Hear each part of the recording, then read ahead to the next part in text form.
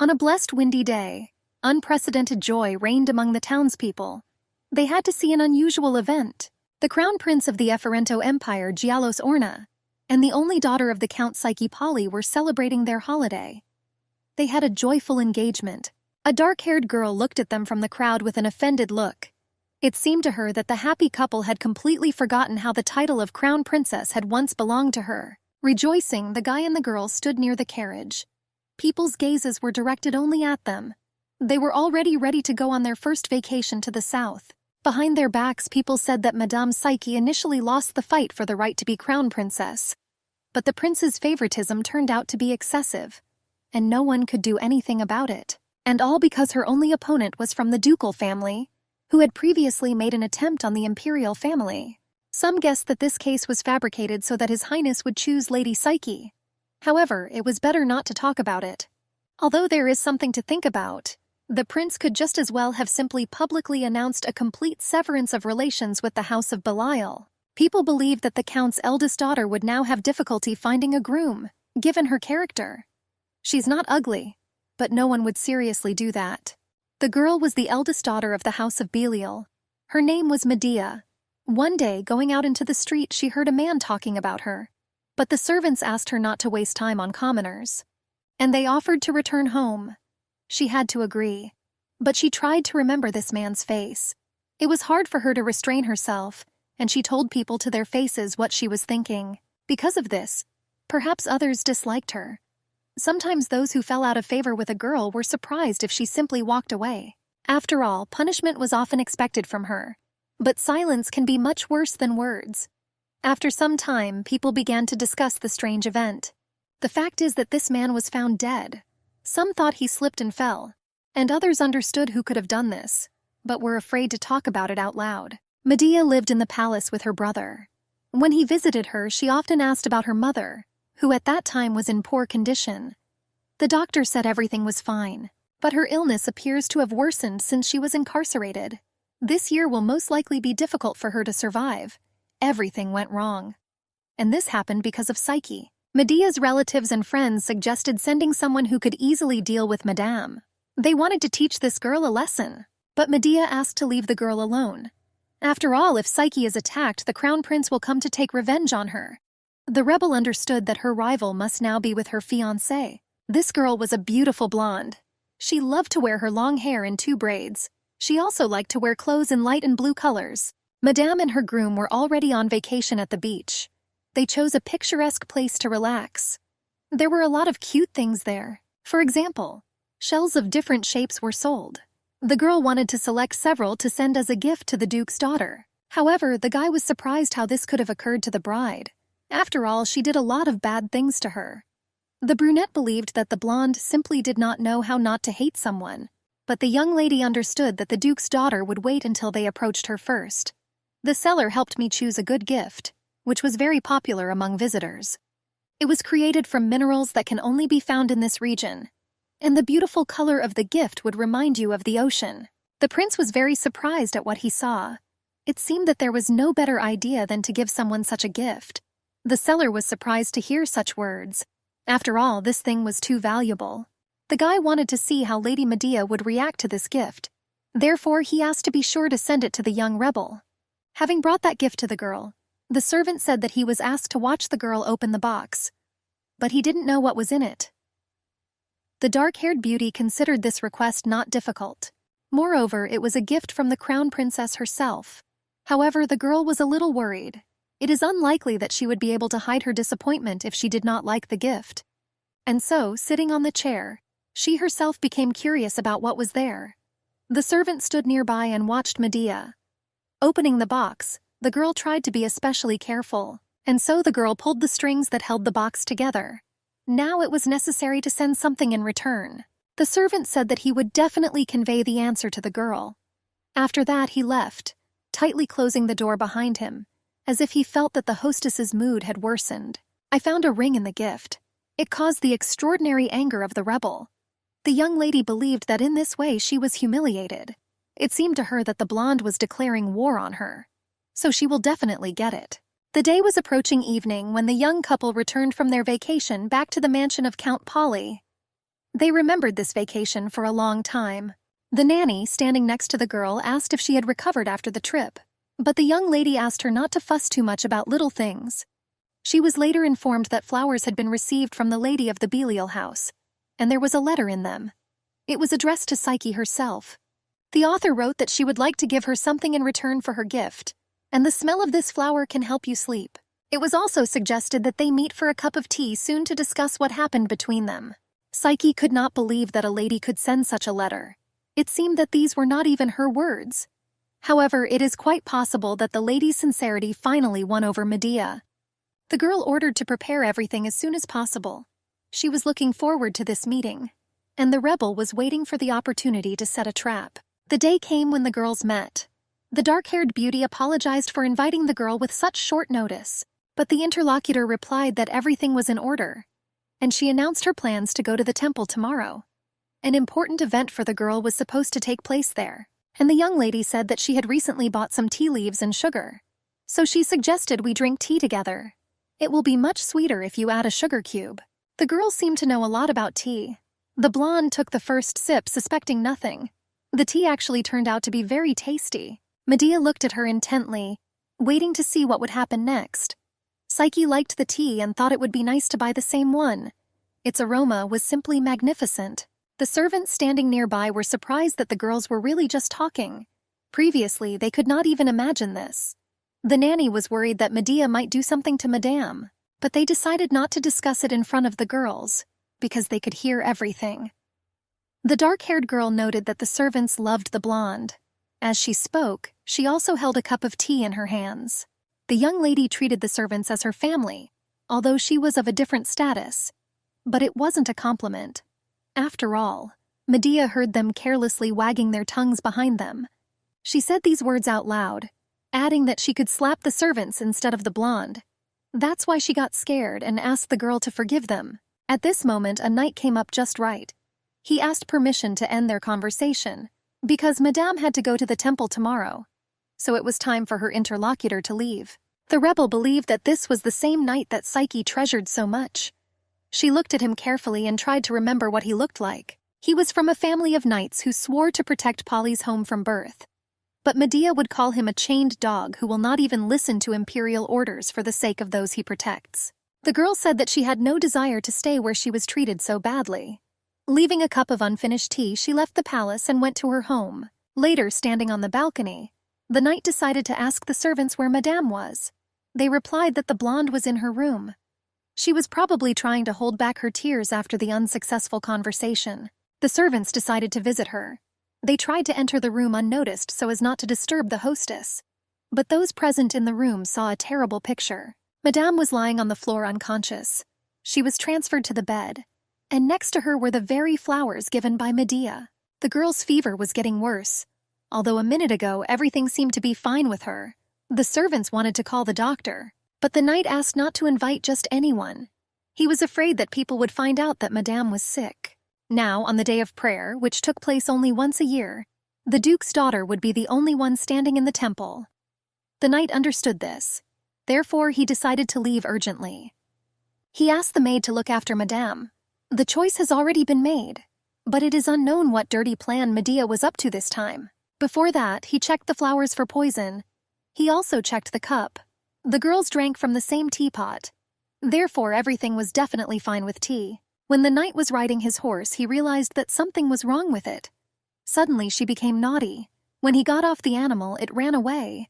And at that moment, Medea herself stood in front of the knight. The girl said that listening to the fall of the knight was shameful, and it could kill a man. He never expected to see this rebel next to him. Also, the knight could not understand how she ended up here, but the girl knew that he would come here. After all, the guy has faithfully served Psyche since childhood.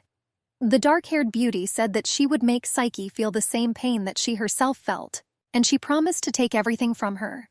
The girl told the knight that the smell of flowers itself had no effect.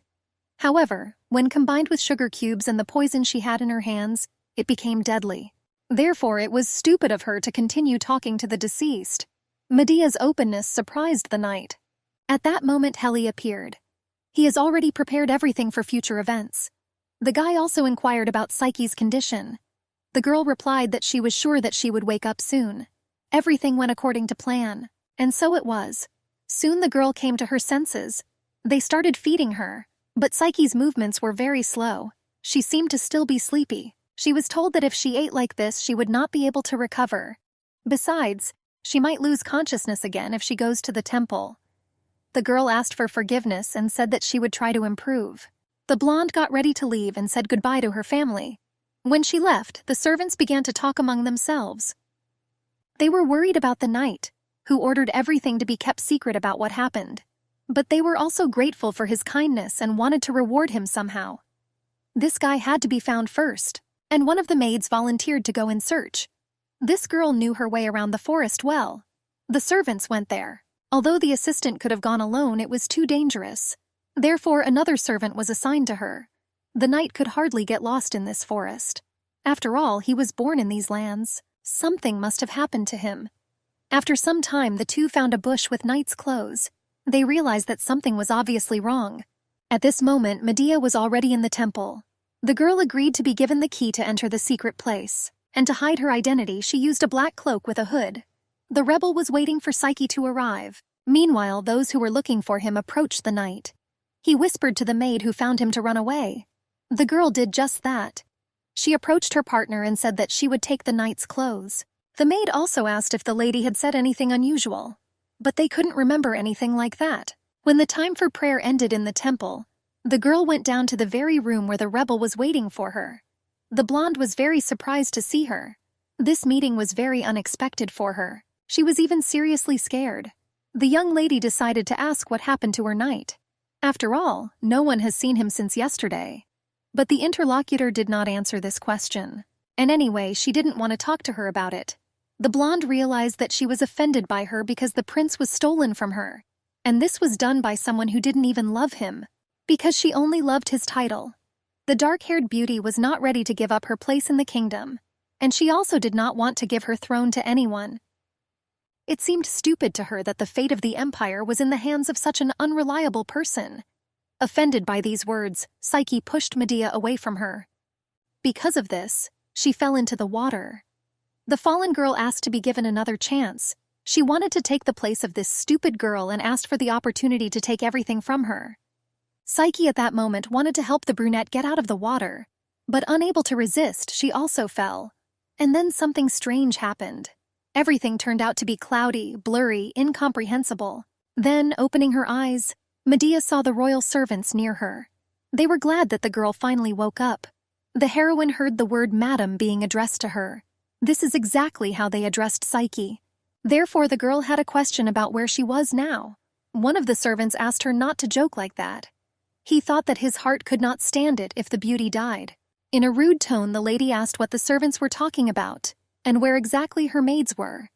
This behavior surprised those around her, because terrible things happened to Madame Psyche. Medea was very surprised that they addressed her like that. After all, the assistants did not call her name, and it was not her entourage that was nearby. The girl tried to get up. The servant said that it was too early for her to do this. She might faint again. However, Medea decided to approach the mirror. What she saw surprised her very much. It seemed that this could not happen. There was a reflection of another person in the mirror. Now the girl was in the body of Psyche. It seemed like a dream to her. After all, this could not happen in reality. But it was true. The blonde's fiancé came into the room and asked everyone to calm down. He had already been informed that Madame had woken up. To the guy's surprise, the bride addressed him with the phrase, "Your Majesty." Her frightened eyes seemed to be looking somewhere for hope of salvation. And the guy came up to her and said that he was glad that the bride was feeling better. He tried to kiss the girl's hand as he had done before, but her look was still surprised and frightened. Everything seemed new to her. The brunette said that he was worried about the girl, and he was worried that she would never open her eyes again. The groom said that he felt bad just thinking about it. The lady who ruined that day and harmed his bride will be severely punished for it. These words sounded menacing, as if she had been sentenced. After them, the blonde hugged the groom and almost betrayed her joy at what she heard. But the feelings were worth keeping to yourself. After all, a true lady would have reacted differently. The real Madame Psyche also approached the mirror. In the reflection, she saw Lady Medea. For a while, surprise shackled the girl. With unsteady steps, she tried to leave her room. She wanted to look around where she was now. Seeing this, the servants tried to stop her. After all, it was raining heavily outside. The Duke asked them to immediately bring the girl to him as soon as she woke up, but she told me not to call her lady anymore. The young lady really wanted to return home. Those present heard thunder again. No one would let the girl leave the house, and I had to come to terms with this. Meanwhile, the prince, standing near the new Psyche, asked if she was condemning the guilty lady to death. But the girl asked not to say such terrible things. After all, she probably had reasons to do so. All the servants heard this and were of the same opinion. The girl almost made a big mistake.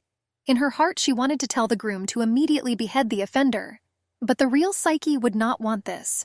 The guy said that he knew about his fiancé's reaction. At that moment, everyone who was in the room heard some strange noise from outside.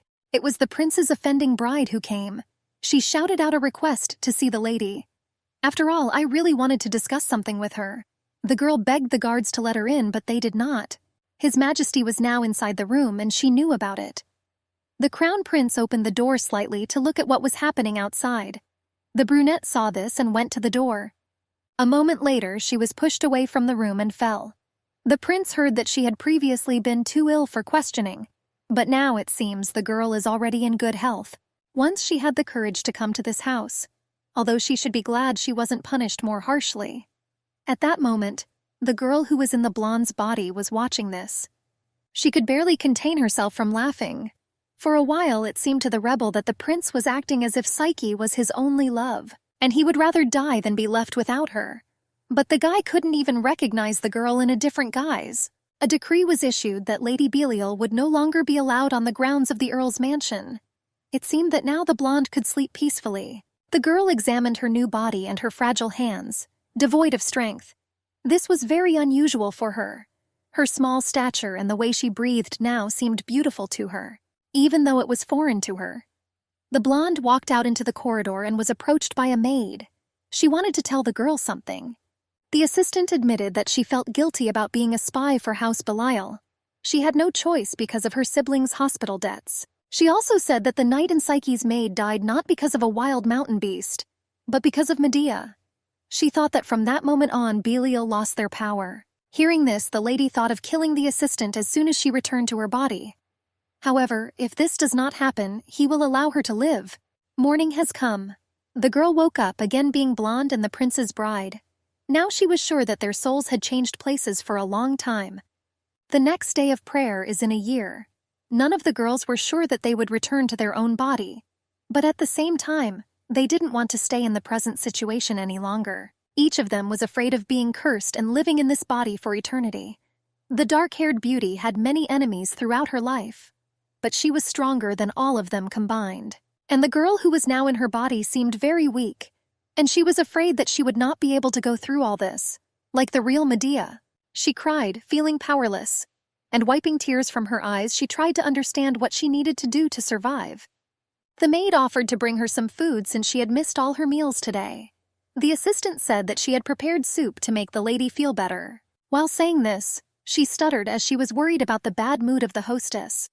The lady raised her hand, and this frightened the maid even more. She even thought that they were going to hit her. But the girl said words of gratitude to her assistant. In her eyes it seemed very sweet, but the maid was surprised by this behavior. After all, she simply did her duty. And she offered to remove the girl's bed linen after eating. Heli, Medea's assistant, often sent letters with the raven. That day he noticed that Medea had not opened his letter. In the past 7 years, they had never lost touch with each other for so long. But the guy was sure that everything was fine with the girl. After all, he knew that she knew how to stand up for herself. The guy's assistant brought him a huge stack of documents and wanted to discuss the day's schedule with him. However, the Marquis was already leaving. He wanted to visit Lady Medea, although she could have reprimanded him for visiting without her permission. Strange rumors began to circulate about Lady Medea, and the Lord was always unusually sensitive when it came to this girl. The real Medea, meanwhile, was enjoying life in the palace. His Highness sent her a necklace to wear on his birthday. The decoration exactly matched the color of the prince's eyes and looked simply amazing. Suddenly, the assistant asked the girl to look out the window. The trees that were planted to help the lady's recovery blossomed. It must have been very pleasant for His Highness to walk under them with his bride. The blonde asked to go outside and get some fresh air. After being inside the room for a long time, she felt stuffy. Therefore, a walk with her groom was her salvation. While relaxing, the girl accidentally called the guy Your Highness. But he asked not to call him that anymore. They've been engaged for a long time. He liked it better when they called him by his name. The girl immediately corrected herself and called the guy Yalos. Everything seemed to be going very smoothly. There was only one thing that confused the blonde: Polly's overly caring family. Any step towards the main gate would arouse suspicion, and she wanted to contact Helly. Therefore, the idea came to ask for time off to go to the market. The guy agreed, provided that the bride called him by name again. At the market, the girl bought a messenger bird. Now all that remained was to wait for the crown prince, who had gone to communicate with other high-ranking people of the state. Medea was disturbed by the groom's phrase asking her to stay away while he discussed state affairs. He drew the line so carefully, probably because she was not yet his wife. The girl could not contain her curiosity. She really wanted to hear what was being said. But I had to wait for him in the library. When the meeting ended, the prince came out to the bride. She said that time flew by very quickly because she was busy reading. The prince was surprised by what he saw, because before the blonde had not been fond of reading such books. This behavior seemed like a mockery to the rebel. The book she was reading was called The Decline and Fall of Times, Before the Limitation of the Empire of Epheranto. It was a really good and interesting book, but for a real psyche she is too complex. Rather, a book with pictures suited her better. Therefore, the groom offered to buy her a fairy tale. The girl thought such an act was completely disrespectful towards the person they loved, and the guy's gaze was full of contempt. It seemed that the bride looked like his threat, and not like a loved one. This made her think. Perhaps the apparent love of Yalos and Psyche was just an illusion. Medea sat and was silent. The prince asked her what was the reason for this silence. All the time he looked at the girl with a contemptuous gaze. This made the blonde feel creepy. Deciding to take on the role of Psyche, the rebel began to cry. Barely squeezing out tears, she asked Yalos for forgiveness, and she said that she didn't want to start a conversation about it, so as not to bother the groom again. The blonde said that she wanted to tell him the truth. The guy suggested we discuss this elsewhere. They got into the carriage, and as it drove off, the grinding of wheels was heard. The bride and groom left the meeting room and along the way began to discuss the issue that had arisen. The young lady reported that after a series of fainting spells, she had difficulty remembering some things. Everything was in a fog, as if someone had chopped up the existing memories into scattered pieces. She thought that reading would help her recover a little. She also decided to ask again if her fiancé hated her for this misunderstanding. The blonde said that she felt very guilty for forgetting some of the moments shared with His Highness. The guy hugged the girl, trying to calm her down. He held her in his arms so carefully as if he cared about her. But at that moment, both were thinking about different things. The rebel asked the groom to tell her about that distant time when their love just began to blossom. Meanwhile, on the Count's estate, the real Psyche stood near the window with a cup of tea. She tried to understand what caused her nightmares. Perhaps it was a feeling of guilt. The girl was deep in thought when a maid approached her. She brought her favorite scones. The brunette loved to eat them for breakfast. At the very beginning, the servants reacted awkwardly to such a drastic change in the mistress's behavior. But they quickly opened their hearts, as if they had been waiting for such a moment all this time. Duke Belial rarely appeared at home, and his wife was seriously ill. The girl was worried whether she could remain undetected until nothing changed. One day she decided to send a letter to the lady, but never received an answer. Now there was only one person she wanted to avoid meeting. It was the Marquis. Unfortunately for Madame, he was just heading to her estate. He should have arrived any minute now. All the servants were waiting for him. And finally a carriage drove into the estate. The clatter of horses' hooves could be heard throughout the yard. And Helly was looking out from the carriage window. His full name is Helio Travium, young Marquis and head of the Travium family. While still just a boy, he lost his parents in an accident. Then he was only 14 years old. Even recent events, when greedy nobles tried to influence the Marquis and quickly ruined his family, did not break him. That's when he met Lady Medea. Using her instructions, he quickly regained his role as head of the house. And in the year he came of age, he already surprised society with his successes in the military field. After this, the Marquis' family entered its golden age and blossomed right before our eyes. They knew each other for 7 years. Therefore, the girl was worried whether she could deceive the guy. Madame had never communicated with the Marquis before, as she was frightened by this country and the somewhat ominous aura emanating from him. When the guy got out of the carriage, he greeted Lady Medea and found out how she was doing. They haven't communicated for a long time. Helly really dreamed of meeting her. The girl tried her best to contain her emotions. The guy already thought her behavior was strange. The Marquis looked intently into her eyes as if he suspected something. His fear was confirmed. Everything looked relatively peaceful at the estate, and this calmness in itself was already suspicious. Duke Belial approached the guy. He heard noise from the street, but everything immediately fell into place as soon as he saw the Marquis. The girl recognized Lady Medea's father, but this was the first time she had seen him so close. She was glad that he came. For a moment, the guy's gaze became so fierce that it seemed that he had guessed about the exchange of bodies. In fact, this was impossible. But Madame was still worried. If they continued talking in another place, it would be easier for her. The Duke suggested that the guy compete a little with his daughter. After all, a lot of time has passed since their last tournament, and the girl was a little depressed. He offered to escort them to the training ground. However, Madame shouted out that she was not ready and asked to wait. The guy was surprised by the girl's appearance. He had never seen her braid her hair before. This was the first time he had such a hairstyle in his memory. The girl looked at him nervously, not knowing how to answer. Therefore, I had to agree to the competition. The Marquis asked her to be a little softer. Madame was very surprised by this request. Since the guy was the best swordsman in the Empire, it seemed strange to make such a request to her. This meant that Medea herself was unusually strong, and Psyche herself, in comparison, might not even be able to lift this piece of metal in the form of a sword. But after trying, she succeeded, and it even seemed very light. Milady was surprised how this was possible. It turns out that she had the power of Medea. It was the girl's body that was strong, and now this strength belonged to Psyche. However, she did not have the skills to hold the ball, and Helly immediately noticed this, making a remark to her. When holding a sword, one hand should be below the hilt and the other on top of it. This will help you hold the weapon despite the weight. The girl tried to take the sword again. All the rules seemed strange to her because no matter how you look at it, the sword is held with both hands. Lady Medea would never make such a basic mistake, and the Marquis understood this. Approaching his partner, the guy asked who she was. It seemed to Psyche that she had been discovered. Madame didn't want to die, so she wondered what the real Medea would have done. And based on her many years of observations, she would have answered something rude. The girl decided to reprimand the guy, for example, because he addressed her as you, and later she called him an arrogant fool. Although she was scared, she tried to appear confident and sharp. The brunette added that the Marquise had completely forgotten about the things that she had done for him. At this moment, Madame confidently held the sword in front of her, not allowing the guy to come closer. He looked at her and realized that it was too far-fetched. It couldn't be Lady Medea. But if it's not her, then we need to find out who. Not knowing the answer to this question, the guy said that perhaps he was simply mistaken. Now he had to solve this riddle, and his fears were confirmed when he saw that due to carelessness, the lady had wounded him with a sword.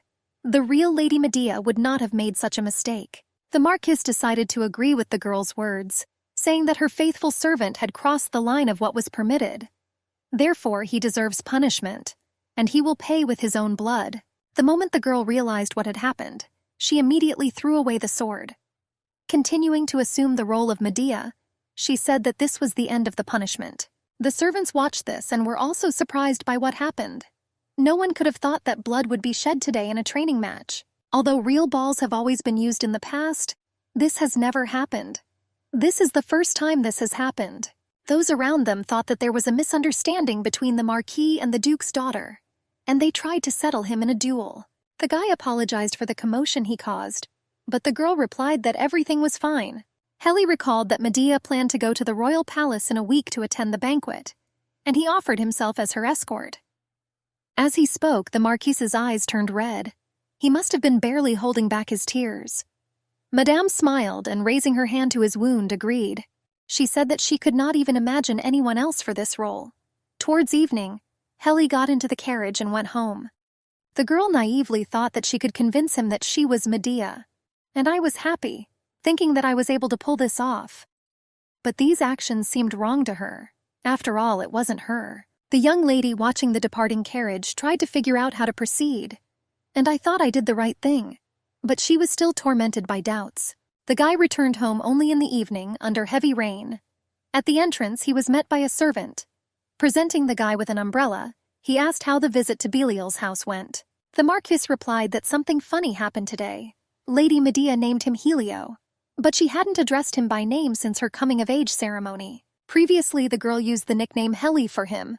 But now something has changed. The guy tried to understand at what point the changes occurred. The real Medea, meanwhile, continued to be in the royal palace.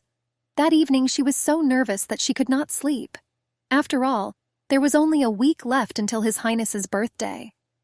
For the first time since their engagement, they will be standing next to each other in public. It seemed so romantic to her, because all the high society of their state and influential people from other countries would gather at the banquet. The girl had fantastic ideas about this evening. She also expected delicious dishes. Her heart fluttered as soon as she imagined herself paired with the prince at the epicenter of the celebration. It seemed incredibly beautiful, but the maid could not understand why Madame was so excited. Having wished the girl good night, she left the room. The blonde smiled and said good night in return, and as soon as she left the chambers, the girl's face changed dramatically. For her, continuing this game seemed very tiring. She had already become tired of the maid. Excessive politeness irritated the rebel. Medea had the idea to get rid of all of them, but it seemed that everything would become meaningless as soon as the marriage with the prince was concluded. Preparations for her plan were completed. There was a pen, lemon, and paper on the table. The girl sat down and began to write a letter. Using lemon juice as ink, you can write a hidden message. The text will appear if you place the paper over a fire. With confident movements, Madame wrote a letter. Most people won't be able to read it, and Heli should have already noticed a strange change in her behavior. But of course, the girl understood that it was unlikely that anyone would guess that an exchange of bodies had occurred. This letter detailing the latest event would be the final piece of the puzzle. The blonde attached the message to the bird's paw and sent it out the window. The bird with the letter flew into the sky. But she was not destined to fly for long. The prince killed her and took the message. He was surprised to see in the text that the letter belonged to Medea. The author wrote that he is currently in the mansion of Psyche Polly. The crown prince asked to explain what happened to him. The servant said that he saw this bird fly out of Psyche's room during the night round. Further investigation confirmed that the letter was intended for the Marquis Helio of the Travium family. The guy praised the assistant for a good job. After all, the note was intercepted on time. He ordered it to be burned immediately, and tomorrow he ordered the servants to go to the count's mansion first thing. The girl understood that right now the crown prince should have intercepted her fake letter. Heli should have the real letter by this time. She sent the message by tying it to the cat's tail. The animal knew exactly where to go. So the Marquis found the cat. At first, as always, he took the animal in his arms, unaware of the letter. But later I saw a piece of paper tied with a ribbon. And then the guy realized that this letter was from Lady Medea. The lady herself at that moment was admiring herself in front of the mirror in the royal palace. The maid asked if she was satisfied with the jewelry she was wearing. The girl said that she really liked everything. The prince entered the room. He expected an explanation from the bride. The lady said that she woke up incredibly happy because her groom visited her in a dream. The prince's gaze became perplexed. The purpose of his visit was not to discuss such nonsense. The girl, meeting her groom, said that it could be telepathy because she wanted to see him. The guy noted that Psyche's love for him was incredibly great, since he came to her even in his night dreams. Madame replied that it was so. Next, the prince sat closer to the blonde and whispered something in her ear. He asked her for a favor. The guy wanted the girl to stop all communication with Medea from the Belial family. He quoted a phrase from the letter, which said that at the moment Madame was in the mansion of Psyche Polly. Next, the brunette asked if these words were familiar to her. I asked the groom how he found out about this. The lady began to cry. She had long noticed the close supervision of the prince's entourage, and it would be strange not to notice. After all, she was being watched vigilantly around the clock, 24 hours a day. Something else still bothered her. As soon as Yalos appeared on the horizon, all the servants within a radius of 10 meters immediately disappeared. His spies did not see Psyche as a threat if they behaved so carelessly. But thanks to this factor, the girl was able to take the necessary measures. And she told the prince that she could explain everything. Madame said that news had recently arrived from Marquis Helio. It spoke of Lady Medea's desire to revive their former friendship. As proof, the Marquis gave her a letter containing a fragment of their friendly correspondence. There was a letter written there for the Marquis. Then the girl was in the mansion of Psyche Polly because she intended to make peace with Madame. But on the day of their meeting, due to the unexpected visit of His Highness, they did not even have time to exchange a word. Then the girl asked if they could meet at the royal birthday banquet. The blonde said that she sent the letter back, thereby indicating her refusal. After all, this could seriously worry the prince, and the day before she wanted to talk about it. But since the groom already knew everything, there was no point in talking about it again. The girl said that she did not realize the whole situation and was worried about it. She must have looked very strange then. The crown prince sat next to him and did not know whether to believe these words or not. He approached the bride and hugged her. The guy said he never thought about her in that way. After all, he was just worried about his beloved. Having said these words, the brunette tried to gently kiss the girl on the forehead. He ordered a servant to bring him a dress and jewelry that Psyche was to wear to the banquet. They brought him a gold bracelet. Yalos asked the girl to give him her hand. She obediently held it forward. Showing the bride the bracelet, the guy called it perfect. After all, the decoration will easily cover any bruises that may accidentally form. These words scared the blonde very much. Medea couldn't understand why she might have bruises. But a moment later, the groom took the chain which bound her hands. This was a surprise for the blonde. She stood and looked at the guy, not knowing what to do. The brunette called the servants and said that this woman was probably planning another dirty trick. Therefore, he asked to lock the lady in the basement and make sure that she could not contact the Belial family in any way. Leaving the room, the girl looked pitifully at His Highness, as if she was looking for salvation in him. But now I had to come up with my own plan. Approaching the bride, the brunette stroked her cheek and said that she would be released before the start of the holiday. He also said that he was doing this out of great love for her. But it was funny. The prince was ready to lock his loved one in a dirty dungeon for his protection. There is no other way to call it absurd. The story about the revival of old friendships was invented by the girl in case Psyche decided to pester them on the day of the banquet. Madame asked the servants to stop Yalos, but they did not listen to her, but dragged her towards the basement more and more. And only the nanny standing next to her, having learned about this, cried helplessly. After all, I didn't know why they did this to the girl.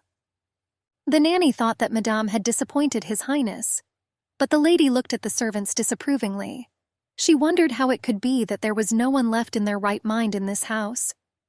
In the evening, the prince discussed this act with his servant. He asked the servant's opinion whether these measures were too harsh. After all, the guy believed that he simply had no choice. The brunette considered Medea to be unlike anyone else in this world, and I thought that this was the most evil, cunning, and insightful woman. Therefore, I decided that it would be better if such behavior was only a precautionary measure, which definitely would not hurt. In the evening, the count's daughter was getting ready for bed in her mansion.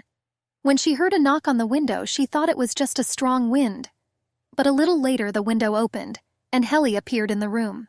2 knocks on the right window, located directly close to the girl's bed, acted as a signal that she and Lady Medea came up with in order to see each other secretly. But now the girl did not react to them.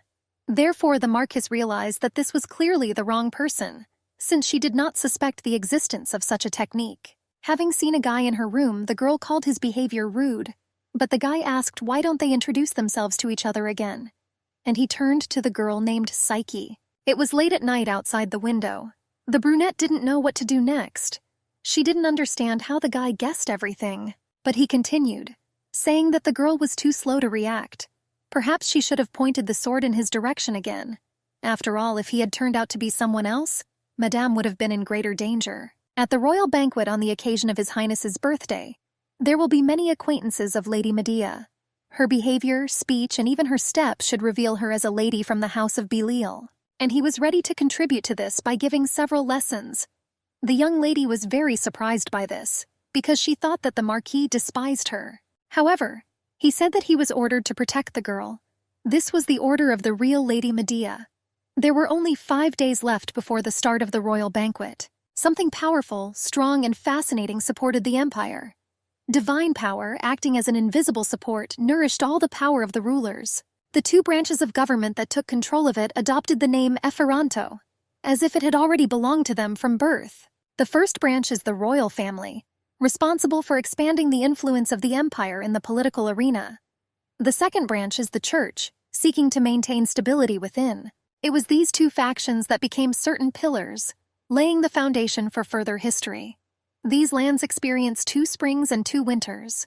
Many socialites were already waiting for the debutante, marking the beginning of her heyday. 3 years ago, the same important event took place. It was then that the Count's daughter Polly came out into the big world. Many people found this strange.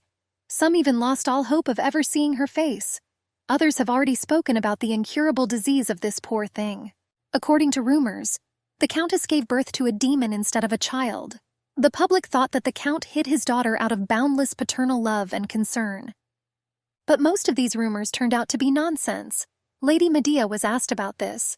She replied that these were their roles in society. One was denigrated long before her first appearance in high society, while the other had already gained influence as a young girl. It was like a small alms given to the powers that be. Many influential people hid moments that were unfavorable for their family. Some, for example, counterfeited jewelry, passing it off as something rare. Although the girl considered these cases to be very few in number, those around her were surprised at how smart the lady was. She was also extremely insightful, but the Count's daughter Polly also appeared at that event. The appearance of Psyche was a great shock for the brunette. It was then that she began to see the girl as a rival. Now Helly had to prepare the real Psyche for the royal ball. It was necessary to teach her to hold her back straight and be more cheerful. And the girl had to try to wrap her head around the information provided by the guy. This is in order to get at least a little closer to the level of Lady Medea. But all this knowledge seemed incomprehensible to the young lady. It was hard for Helly to look at the girl's plaintive face while she was in the body of his friend. And he realized that Lady Medea did not show her emotions in public. Psyche had to be taught to behave fearlessly and even coldly with others. The guy was tormented by doubts whether she could handle this. After all, she was not good at the humanities, general erudition, or political science. She had no skills in any of the above subjects. But she had instincts that kicked in at critical moments. The Marquise had no choice but to rely on them. A blonde sat alone in the dungeon of the royal castle. It seemed that the prince had no intention of freeing her. At this time, Yalos was informed that nothing suspicious was happening at the Duke's estate. This surprised him, and he decided to check everything himself this time. The Marquis wanted to see what outfit the lady planned to wear to the royal banquet. And this was very opportune, because the girl chose a rather extravagant dress. It didn't even look strange as much as it emphasized the importance of the guest at this banquet. However, she was not the crown princess now. And if he stands out, he will inevitably put himself in danger. It was hard for Psyche to choose something else, because this evening was special. She had been waiting for it for a long time. Last time, His Highness was busy with important government affairs, so he promised to celebrate his birthday with her this year. He promised the lady that after countless trials they would still stand side by side. But apparently this was not destined to come true. On the day when Medea had to go down to the basement of the Count's estate, she became interested in what exactly Polly's family was hiding under the guise of a modest interior. Of course, the girl expected to see a chapel, but it would be more fun if there was a real prison there. However, this place contained an ordinary room. This is an unremarkable closet in which someone lived for a very long time. For example, Psyche. She may have spent her entire childhood there until her debut day arrived at the age of 12. But why this was necessary, the girl still did not understand. By morning, Yalos came down to the blonde. The rebel wondered how the guy knew about this room. The day of the ball has arrived. The trumpet players played a magnificent melody and saluted the great empire of Eferanto as well as the wings of the empire, His Royal Highness Prince Gialos Orn Eferant. He stood in public, feigning joy, and his unhappy bride stood next to him. They arrived at the holiday together. The happy guests greeted them with applause. In the crowd of guests, the blonde saw Psyche. The girls finally met. They just appeared before each other in unusual roles. Last time, Psyche's radiant smile during ceremonial events made the rebel want to strangle her with her own hands. But today she saw her as a completely different person, and she was wondering who Psyche saw in her now. The tyrant who stole the love of her life, or the man who shouldered her problems on his shoulders. Psyche stood and looked at her unreal self. She heard how those around her were touched by this wonderful couple. Everyone around said that the happiness of the young seemed to be in the air. It was charming. The prince and his bride were called the pride of the Efferanto Empire. But Psyche looked at the young people with surprised eyes, because for some reason no one noticed the substitution. She is the only person who should be close to His Highness. She tried to take a step towards them, but Heli blocked her way. The guy said that people around her were gossiping to make her angry. But he warned her about this. Their job is to quietly observe what is happening.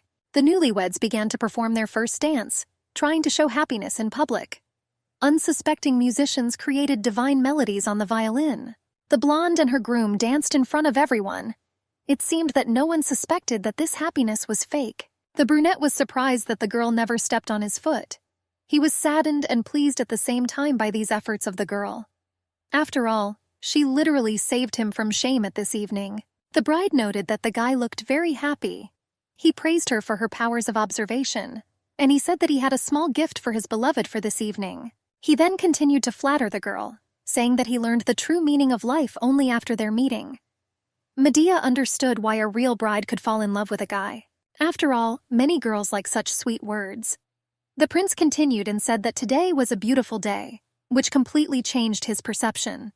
The rebel did not believe a single word he said, because she did not see the meaning in them. The brunette was unable to distinguish his bride from another girl, and this provided that both were right in front of him. The kingdom's delegates had the great honor of being invited to the prince's birthday. They gave him jewelry brought from various regions of the country. The guests asked to accept this as a gift and promised to continue to pray for the longevity and prosperity of the empire. The prince was informed that special guests had already arrived. The guy warned the bride that he needed to leave for a while, as urgent matters arose. The girl whispered that she would be waiting for him, but as soon as the prince left, Medea herself disappeared from the eyes of people. Heli noticed this and could not help but follow. This was the first opportunity to see my friend for the first time in such a long time. Psyche could not understand where he had gone. After all, they were supposed to be together at this event. The girl heard someone calling her from behind. This was the youngest daughter of Count Sarah. She told the lady that she had already searched for her, but was glad to find her. The noblewoman reported that she was very concerned about the latest rumors. Everyone was talking about Lady Belial's passionate love for His Highness. The Marquis had mentioned this girl earlier. She followed Lady Medea everywhere. But it was endlessly ignored. This is probably why Lady Sarah took it out on the crown princess, complaining to her all the time. The Marquis warned Psyche that the Count's daughter most likely now regrets her actions. After all, she definitely didn't expect the girls to switch places with each other. This lady is obsessed with the desire to gain power and influence in society. And he doesn't even hesitate to use any methods in order to at least slightly rehabilitate himself in the eyes of Polly's family. Therefore, he will try to make fun of Lady Medea, thereby providing a kind of support for her rival. But perhaps this is for the better. The real Psyche was interested to know if she could deceive someone other than the Marquis, and I decided to check it out. The blonde ran out onto the balcony. The weather was a little windy that day. At the beginning, it seemed to her that everything was going according to plan. But her heart told her that she had managed to fall into a trap. Polly's family seems to have close ties to the church. It was a well-kept secret that only the imperial family knew about. Medea, who had thoroughly studied the histories of all the noble families, did not even guess about this. Relations between the two factions were, to put it mildly, ugly. But there was still a reason why Iyalos chose Psyche to replace the crown princess. Just like in a fairy tale, the hero overcame many obstacles for the sake of his love. But Medea at that time already knew the truth. However, there seemed to be another missing piece of the puzzle that she had missed. Suddenly, Heli climbed up the tree onto the balcony. The girl was both pleased and scared to greet him. They haven't seen each other for a very long time. The guy saw her smiling eyes and unique tone. He was glad to finally see the real Lady Medea. And he said that he was concerned about the well-being of his friend. The heroine, who played the role of a brunette, at that moment had to devote time to the girls who approached her. She should have given an answer regarding her passionate love. She said the idea was hard to deny, although this only played into the hands of the gossipers. And if it weren't for her insanity, the girl would not have turned a blind eye to such an impudent attitude towards herself. After all, you can even pay for this with your life. These words frightened the Count's daughter, but the girl standing nearby tried to stand up for her, saying that she was simply not herself. and that Lady Belial knows this answer to the question better. There was no point in making a fuss over some baseless words. The lady replied that she only asked the girl to watch her words, but she, alas, did not listen. Everyone wondered about Lady Medea's love for His Highness. The brunette was worried what would happen if she answered this incorrectly. It was quite a strange sight. The daughter of the House of Syra, whom she had always feared, now looked like no more than a weak pawn. If everything is so simple, then Psyche would probably have succeeded, and she can live like Lady Medea. The servants began to look for His Highness. Someone said that he went out to get some air, although only recently he had been talking with Lady Psyche. They had never seen such a bright smile on his face. The servants discussed whether the young couple would get married next year. The real Psyche did not understand why right now she showed pride and arrogance. And was there any benefit at all to living like Medea? Looking down on everyone and killing people with a flick of the wrist was strange. It seemed to the girl that happiness probably did not lie in this. After all, the person she wanted to protect no longer existed. The groom was a thing of the past for her. Psyche went out onto the balcony and began to cry. She seemed to be starting to go crazy. And if this is a dream, then it's better that someone wakes her up now. The girl began to hate her body and with incredible strength wanted to return everything back. She wanted to return exactly to her guise. The prince, meanwhile, was in the basement of the palace. He was talking to members of the elite order of knights that the imperial family had nurtured for many years. The brunette informed them that their target was extremely weak, and one fighter would be enough for it. But he needed guarantees. The order was this: you need to bring the head of his bride, Psyche Polly. The prince understood that no one would dare to suspect him. No one will accuse him, the crown prince, of murder, especially in the murder of his bride, the future crown princess, during a banquet, and also on his birthday. And the crown prince will only play the role of the victim in this tragic love story. No one will know that he himself became the mastermind of the crime. The girl, meanwhile, told Heli that if the crown prince did not marry her within a year, the soul would move into its body during the annual day of prayer. But if nothing happens that day, then she probably won't be able to return to her original state. However, Medea decided not to bother Heli with conversations about pleasant finds in the palace basement. He never asked anything, and was always very happy to be around her. The rebel wanted him to extract information about Yalos from Psyche. After all, the prince was clearly keeping silent about something, and about something very important. The interlocutors heard someone begin to approach them. Therefore, the guy was forced to disappear from sight. But before leaving, he had to leave something for the girl. It was a small gift. The Marquis believed that she would soon need him. When the guy left, the prince's assistant approached the blonde. He said that His Highness had already started looking for the girl. After all, he already sorted out his affairs. The prince asked me to tell you that he would be waiting for the bride in the garden, and wanted to give her some special gift. By that time, Heli had already completely disappeared from Psyche's sight. The guy regretted that they didn't have so little time. He really wanted to tell her something important. But I didn't have time. Regardless of which vessel Medea's soul moves into, she will remain the only person for whom he will be willing to give his life. But the girl was forced to go with the royal servant to the garden to receive a gift. Heli returned to the palace first, and he immediately began to look for Lady Psyche. It seemed that he had left her unattended for only a couple of minutes, and she had already managed to disappear somewhere. The Marquis understood that one should not relax with Psyche.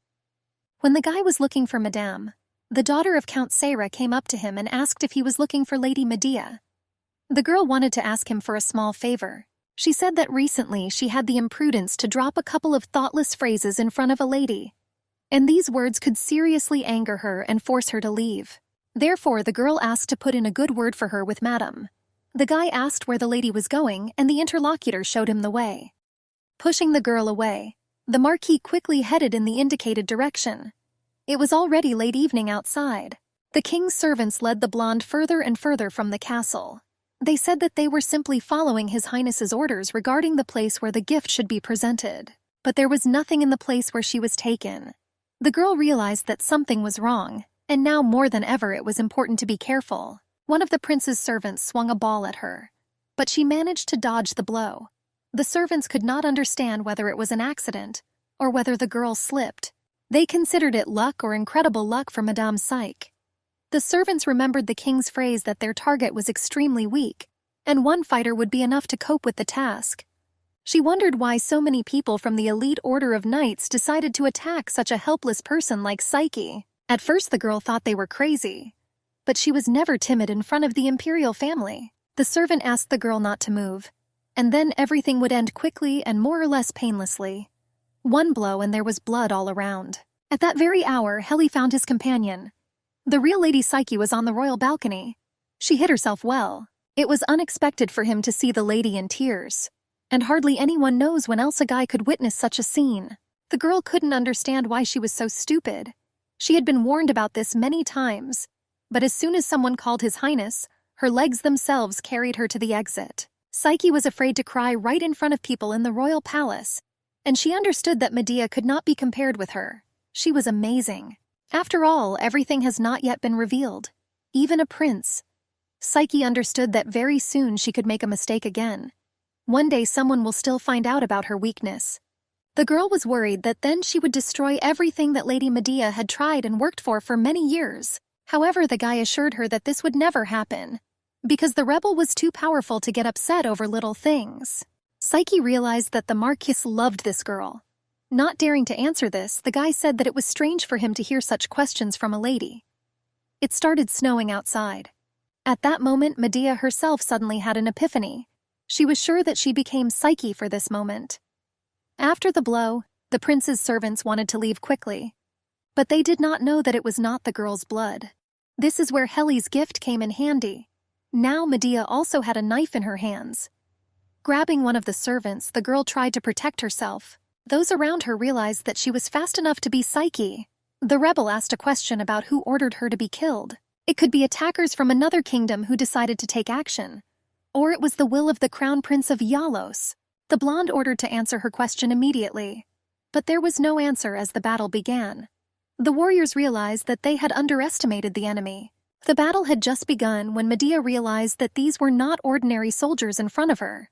They must have expected Psyche to be a weak, defenseless girl who had never held a weapon in her life. But, despite the surprise on the part of the enemy, the warriors quickly adapted. It was clear that these were real knights, and they had to fight as if the woman in front of them was not a helpless lady, but an opponent of equal strength.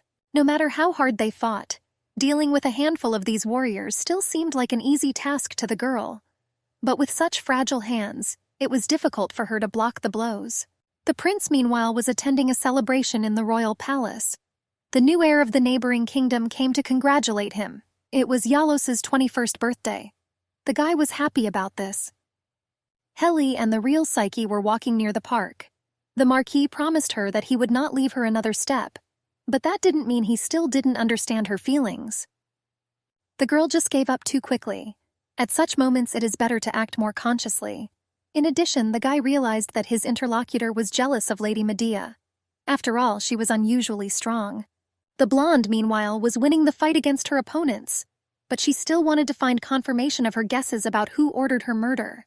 The girl began to wonder since when she began to hate Psyche, and why such a strong contempt for her personality arose inside her.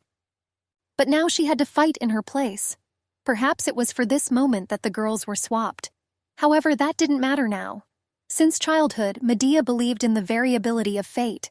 For example, when she turned 8, her parents sent her a surprise. The maid passed it on, explaining to the child that they could not attend the celebration itself, but had prepared a gift. Since classes started tomorrow, the girl should have gone to bed early. The nanny wished her good night and left the room. The child heard what they were talking about next. The maid said that acting on behalf of masters is a serious crime. After all, the bear bought this evening was clearly not a gift from the girl's parents. The assistant was worried that her partner would not be kicked out because of this incident. But she replied that she had not been caught by her owners, so she was unlikely to be in any danger. However, parents might be wondering where their daughter got this toy. Then it would become clear that they were still worried about their daughter. Although in this situation there seemed to be nothing to worry about.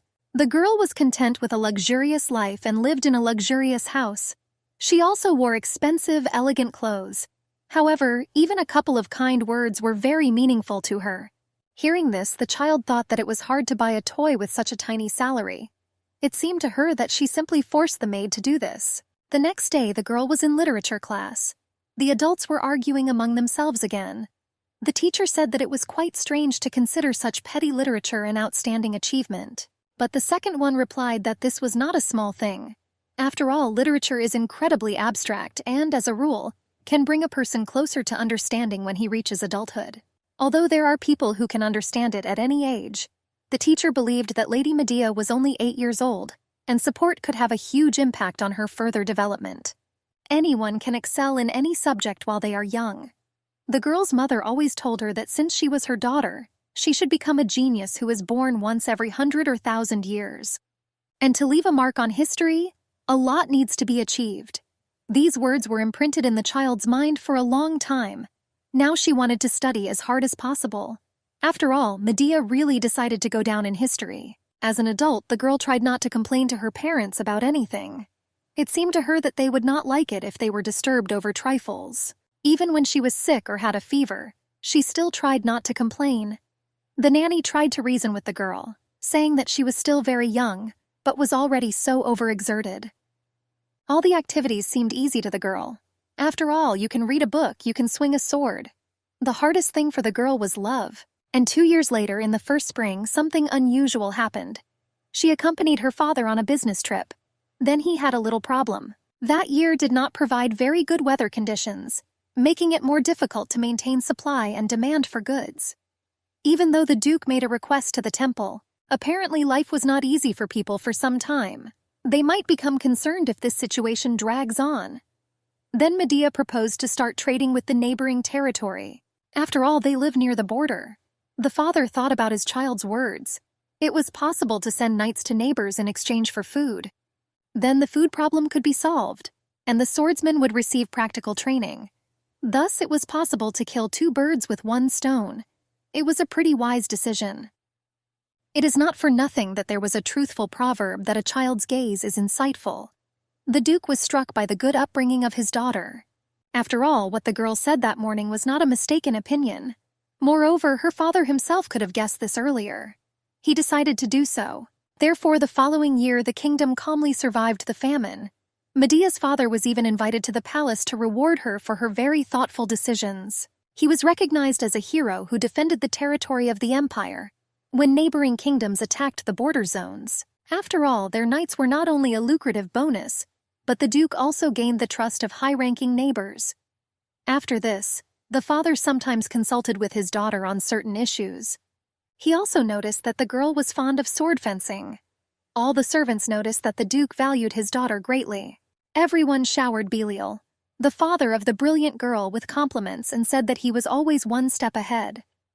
After all, it preserves not only its possessions, but also its empire. Over time, the lady began to realize that after so many years, she was left with useless things such as dolls, dresses, and precious stones. Then her father's name will appear in the history book, not her own. Moreover, the Duke would like to get his daughter married this year. He believed that the girl was smart, so she would be able to appreciate this decision. His Majesty the Crown Prince had already shared his views, and was soon ready to announce the date of the ceremony. The father told his daughter that he worked very hard for her. The girl knew this, because she herself saw how hard he worked almost every day. But she couldn't understand what she felt for him. It felt like helplessness, anger, and betrayal.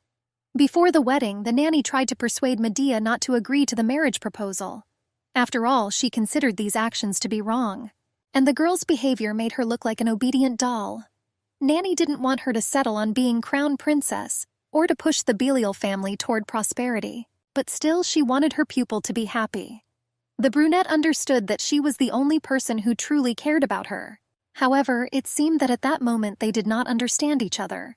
Becoming a princess for Medea meant growing in status, and this status was much higher than being the daughter of a duke. This situation was quite promising. After all, like a father, like a daughter, the girl could understand him. But it is unlikely that anyone will share power with useless pawns. The Henel Empire has been vocally dissatisfied with the agreement recently, and His Majesty was very concerned about this. Medea thought that he was simply trying to assert his superiority. You can refuse a small piece and then eat the whole fruit. But she had her own plans. If she had decided, she would first make concessions and then attack from the east. It was a revenge scheme. Arriving at the royal palace, the girl saw Psyche again. It scared her a little at the time. The Belial family has long acquired unsurpassed authority in all areas affecting the fate of society. The Count's daughter, Lady Medea, was to become crown princess. No matter how terrifying this fact was, everyone was really looking forward to this event. If the lady came to power, their empire would become even more powerful and beautiful. After all, the girl is really strong and incredibly beautiful. Psyche could easily have come up and talked to her rival, but she continued her stupid surveillance for almost the 10th day in a row. Moreover, her plans still remained a terrible secret, shrouded in darkness. The blonde's uncertainty looked suspicious, especially to Heli. But because of the engagement to the prince, everyone tried to win the favor of the dark-haired beauty. However, these zeal will cease when rumors about her personality reach the ears of those who move in high society day and night. Later, the girl overheard a conversation between the prince's assistant and Lady Psyche. They said that the blonde stood out against the background of the daughters of other noble families, especially compared to Medea's people. They were called Antipodean girls. They were like night and day. The brunette is a little wild and she's like a real demon. And Psyche was gentle like an angel, and it was impossible to compare her with anyone. The servant said that he was struck by the blonde's charm even at their first meeting. He also asked to join them at the next musical evening. Medea did not know the reason why the crowd liked meaningless gossip so much, but she understood that now Madame would leave her alone. However, Psyche asked the servant to apologize to the lady. She told the servant to confess his arrogant habit of judging others behind their backs. After all, he doesn't know anything about the girl, so he simply had to ask for forgiveness. The servant was extremely surprised by this request. He didn't consider his words gossip. Unable to restrain himself, he hit the blonde, saying that she was raised almost in greenhouse conditions. But this was not a reason to show his terrible manners. This blow came as a surprise to the blonde. Her ears even began to ring. However, a few seconds later, the girl heard the sound of another blow. Then Lady Medea herself stood up for her. She believed that it didn't matter how stupid a person was. After all, a good thrashing will put everything in its place. Seeing this, the servant's partner got scared and decided to quickly leave the place. The blonde was grateful to Medea for her help, and she saw that her rival was weak and fragile, and this was not surprising. Such loud expressions and shamelessness made her wonder whether Madame was hiding some monstrous power under the guise of carelessness. The man who attacked her was known for his cruel tendencies. Everything could have ended disastrously if Medea had not come to the rescue in time.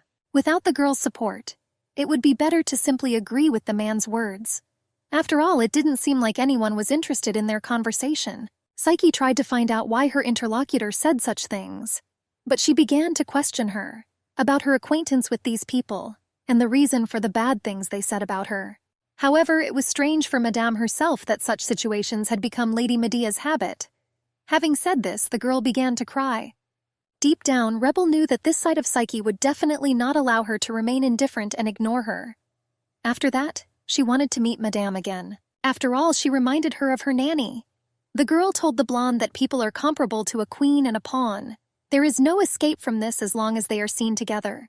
Medea asked if the blonde knew how to play chess, but she replied that her knowledge is limited to the name of the most ordinary piece, a pawn.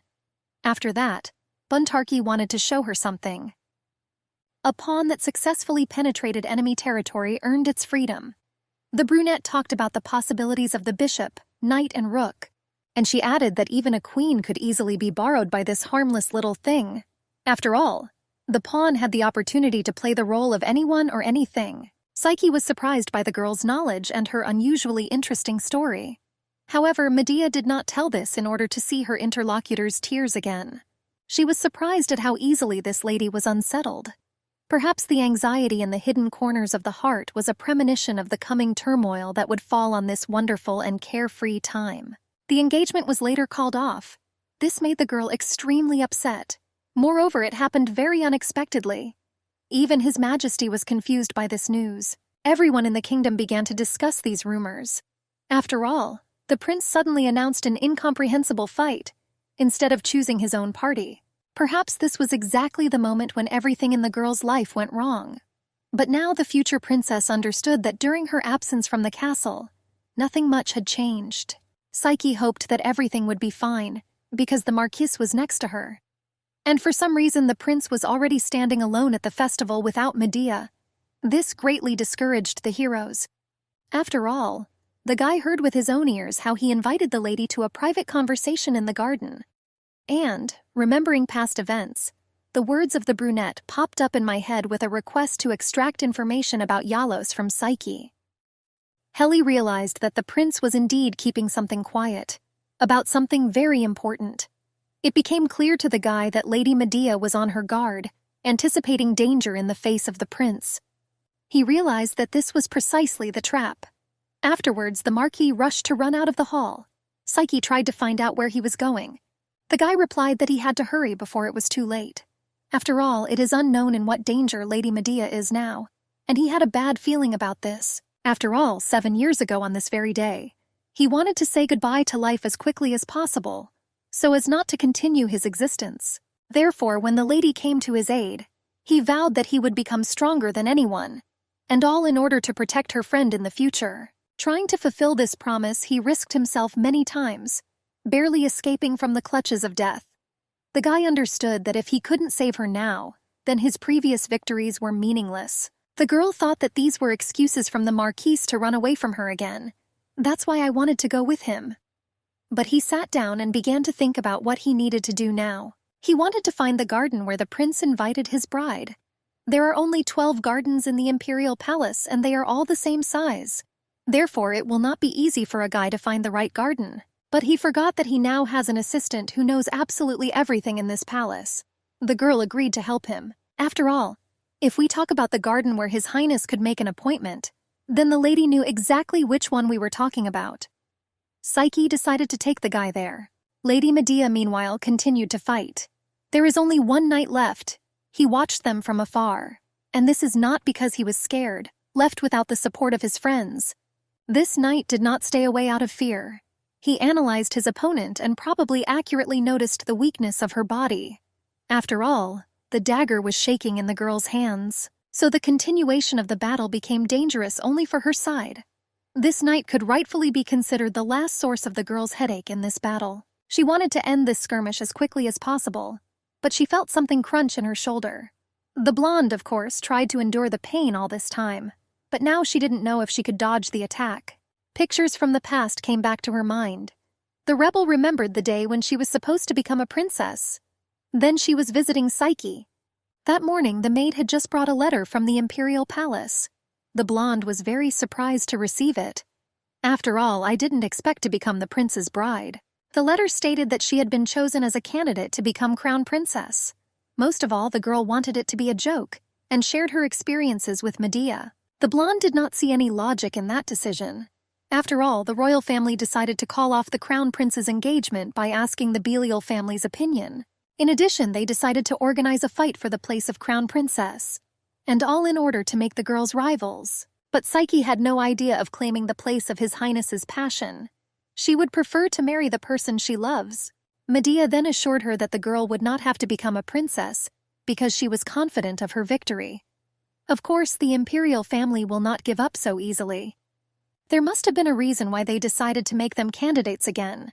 But for the brunette to go through these circumstances with her head held high was an honor. Therefore, she viewed the current situation as an opportunity to learn and improve.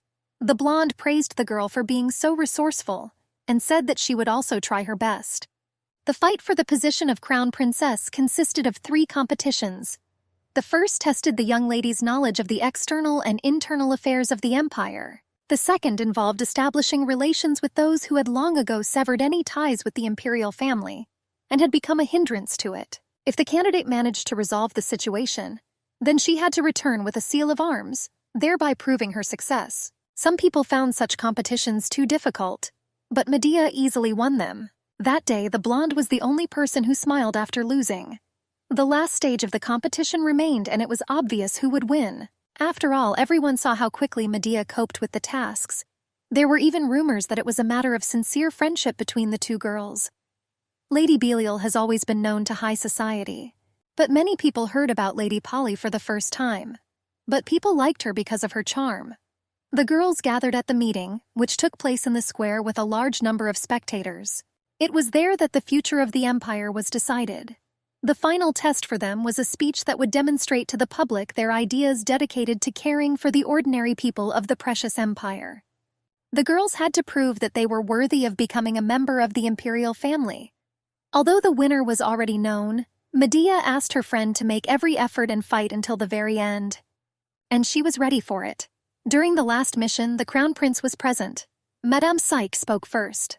First, the girl introduced herself to the prince, and she said that, unfortunately, at the moment she does not have as many ideas on this issue as she would like. But still she proposed to consider a new direction in the policy of the empire. Its essence was to provide support to the lower classes, and it is quite natural that the townspeople began to praise Psyche. It was a good plan, but it was difficult to implement. After all, for this it was necessary to spend a huge amount from the state budget. Citizens and the church fully approved of the girl's move. But in the end, it is His Majesty who chooses the winner. Listening to the first speech, the prince did not seem very pleased, and when Lady Medea came out into public, his facial expression changed dramatically. People recognized the girl as the winner of the competition, and it wasn't a misunderstanding. The moment the prince broke off the engagement, the confrontation between the girls began. This is why Medea had to win the last competition. Despite the gaze of the crowd, the girl gave a captivating speech.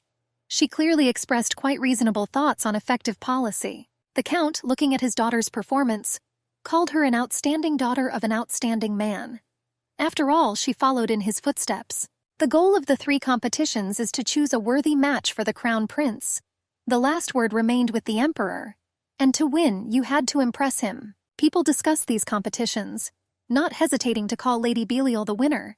After all, there were 3 stages and 3 victories. The girl in them was simply incredible. Someone was discussing Lady Polly's situation, and also the reasons why it was necessary to hold these events in the first place. Others understood that these competitions were needed to show Lady Medea in the best light. Lady Belial's policies were largely aimed at the nobles. But Lady Polly was worried about the quality of life of ordinary people. Many of them expressed regret over the possible loss of Psyche. After the competition, the girls were at Medea's house, and Helle, as always, also visited her. The maid was already used to seeing this couple together, but now there are 3 of them. It seemed very sweet in the woman's eyes. On the last day of the competition, Psyche didn't even touch dinner. But then a very tasty dessert was prepared. Those present realized that she was worried about something, but the girl didn't want to talk about it and said that she planned to return home early today. Helle led the guests to the carriage. Nanny came out to pick them up. She decided to find out why the Marquis decided to trick the blonde. The guy replied that he could not allow the lady to waste her precious time on such trifles. The nanny realized that he did not like Lady Psyche, and she was right. After all, the Marquis believed that only he and his nanny truly valued Medea. They were ready, without hesitation, to sacrifice their lives for the sake of the girl. Lady Psyche, according to the guy, could well have abandoned this friendship if the right opportunity had presented itself. This is probably what they should have soon expected. 2 years have already passed since these girls met. Previously, the rebel often praised Helle for her incredibly developed intuition. The Marquise was the only person besides Medea whom the nanny would not condemn for such words. But Psyche did not go to her home. She arrived at the appointed place. As expected, they were already waiting for her there. The girl had questions for that man. The lady wanted to tell you how strong her excitement was at this ceremony. After all, when she became a candidate, she was afraid of never meeting this man again. But in the end, this place seemed to be provided to her only by the status of an interlocutor. This was the crown prince. The girl could not understand why the guy hid the essence of the competition from her. But he replied that he was not hiding anything. He simply kept silent about some details. She couldn't understand why her lover was doing this. After all, she lost in all competitions. And all the time I just dreamed about their new walks and spending time together. Now everything seemed destroyed. But the prince asked Psyche not to worry because nothing had changed. However, because of His Highness, the girl had to deceive Lady Medea. She was worried about her friend's feelings, because the truth would one day come to the surface. But the brunette said that Psyche should be happy with the fact that her lover is the crown prince. Therefore, dissatisfied exclamations were simply unnecessary. The guy, of course, could play along by pretending that they had never met before. But he reminded her about the basement. and about the girl's words that her beloved pulled her out of hell. The brunette hugged his beloved and said that her life would have been completely different if he had not been there. Helly, meanwhile, conducted an independent investigation and found out something interesting. The crown prince had been secretly leaving the palace at night for some time. This began with Lady Psyche's debut in high society. To Medea, this seemed like an ordinary coincidence. The day of the ceremony arrived. The rebel was unusually nervous that day, but the nanny tried to calm her down, saying that everything would be fine. The woman promised to bake a delicious pumpkin pie for the girl's return. When Medea left, the nanny wished her good luck. This cheered up the brunette. There were many high-ranking people at the ceremony. Duke Belial met there a man from the house of the Marquis of Note. He came to present the gift that the head of their family wanted to give them on that wonderful day. It was a necklace, an heirloom from that family. Medea was expected to wear this necklace to the ceremony. It was surprising for the girl that they wanted to give her such a valuable thing. But the father did not accept this gift, calling it ordinary garbage. After all, this family was the first to turn their backs on the Duke when his daughter's engagement was called off, and now they wanted to be flattered by hearing that the girl was winning the competition. And then His Holiness came to the square. Before the ceremony, Medea wanted to ask the blonde a question. She decided to find out if it was true that Psyche and the prince had previously been together. However, the girl decided to calm the rebel, saying that the concern was unfounded. After all, her feelings are not important in this case. Psyche was ready to accept defeat with dignity, and if he wins, then he will transfer his title of princess to Medea. But the friend did not believe that she could do this. After all, the status of a member of the imperial family was the main goal for the brunette, to which she devoted all her time and energy. It was hard to give up on him so easily. The blonde remembered that the lady had told her to stay vigilant until the very end, and now it was clear why. The tension in the crowd grew more and more. The winner was known from the very beginning, and this seemed unfair. At this ceremony, a woman appeared whom Helly had already seen somewhere. She was like an angel because of her charm. The guy was interested in this personality. Lady Belial's policies were largely aimed at the nobles. But Lady Polly was worried about the quality of life of ordinary people. No one could understand why it was necessary to hold this event at all. And this unfamiliar madam turned her face to the guy. Realizing the situation she found herself in, Medea ran away. At that very moment, the name of the new crown princess was about to be announced. She was Lady Psyche Polly. She was asked to come forward. A crowd of people began to express their dissatisfaction with what was happening. After all, it was Lady Belial who won all the competitions. Helly began to think about what to do. The woman standing behind him had an unusual eye color, so he could easily find her later. And Lady Medea was his priority. The crowd of people understood that since this was His Holiness's choice, they probably had no right to object to what had happened. The crown prince came out to the blonde and kissed her in front of everyone, and he said that he was incredibly moved by the speech that she gave during the last test. Then something turned inside him, and the thought immediately came to his mind that this was exactly what he was looking for.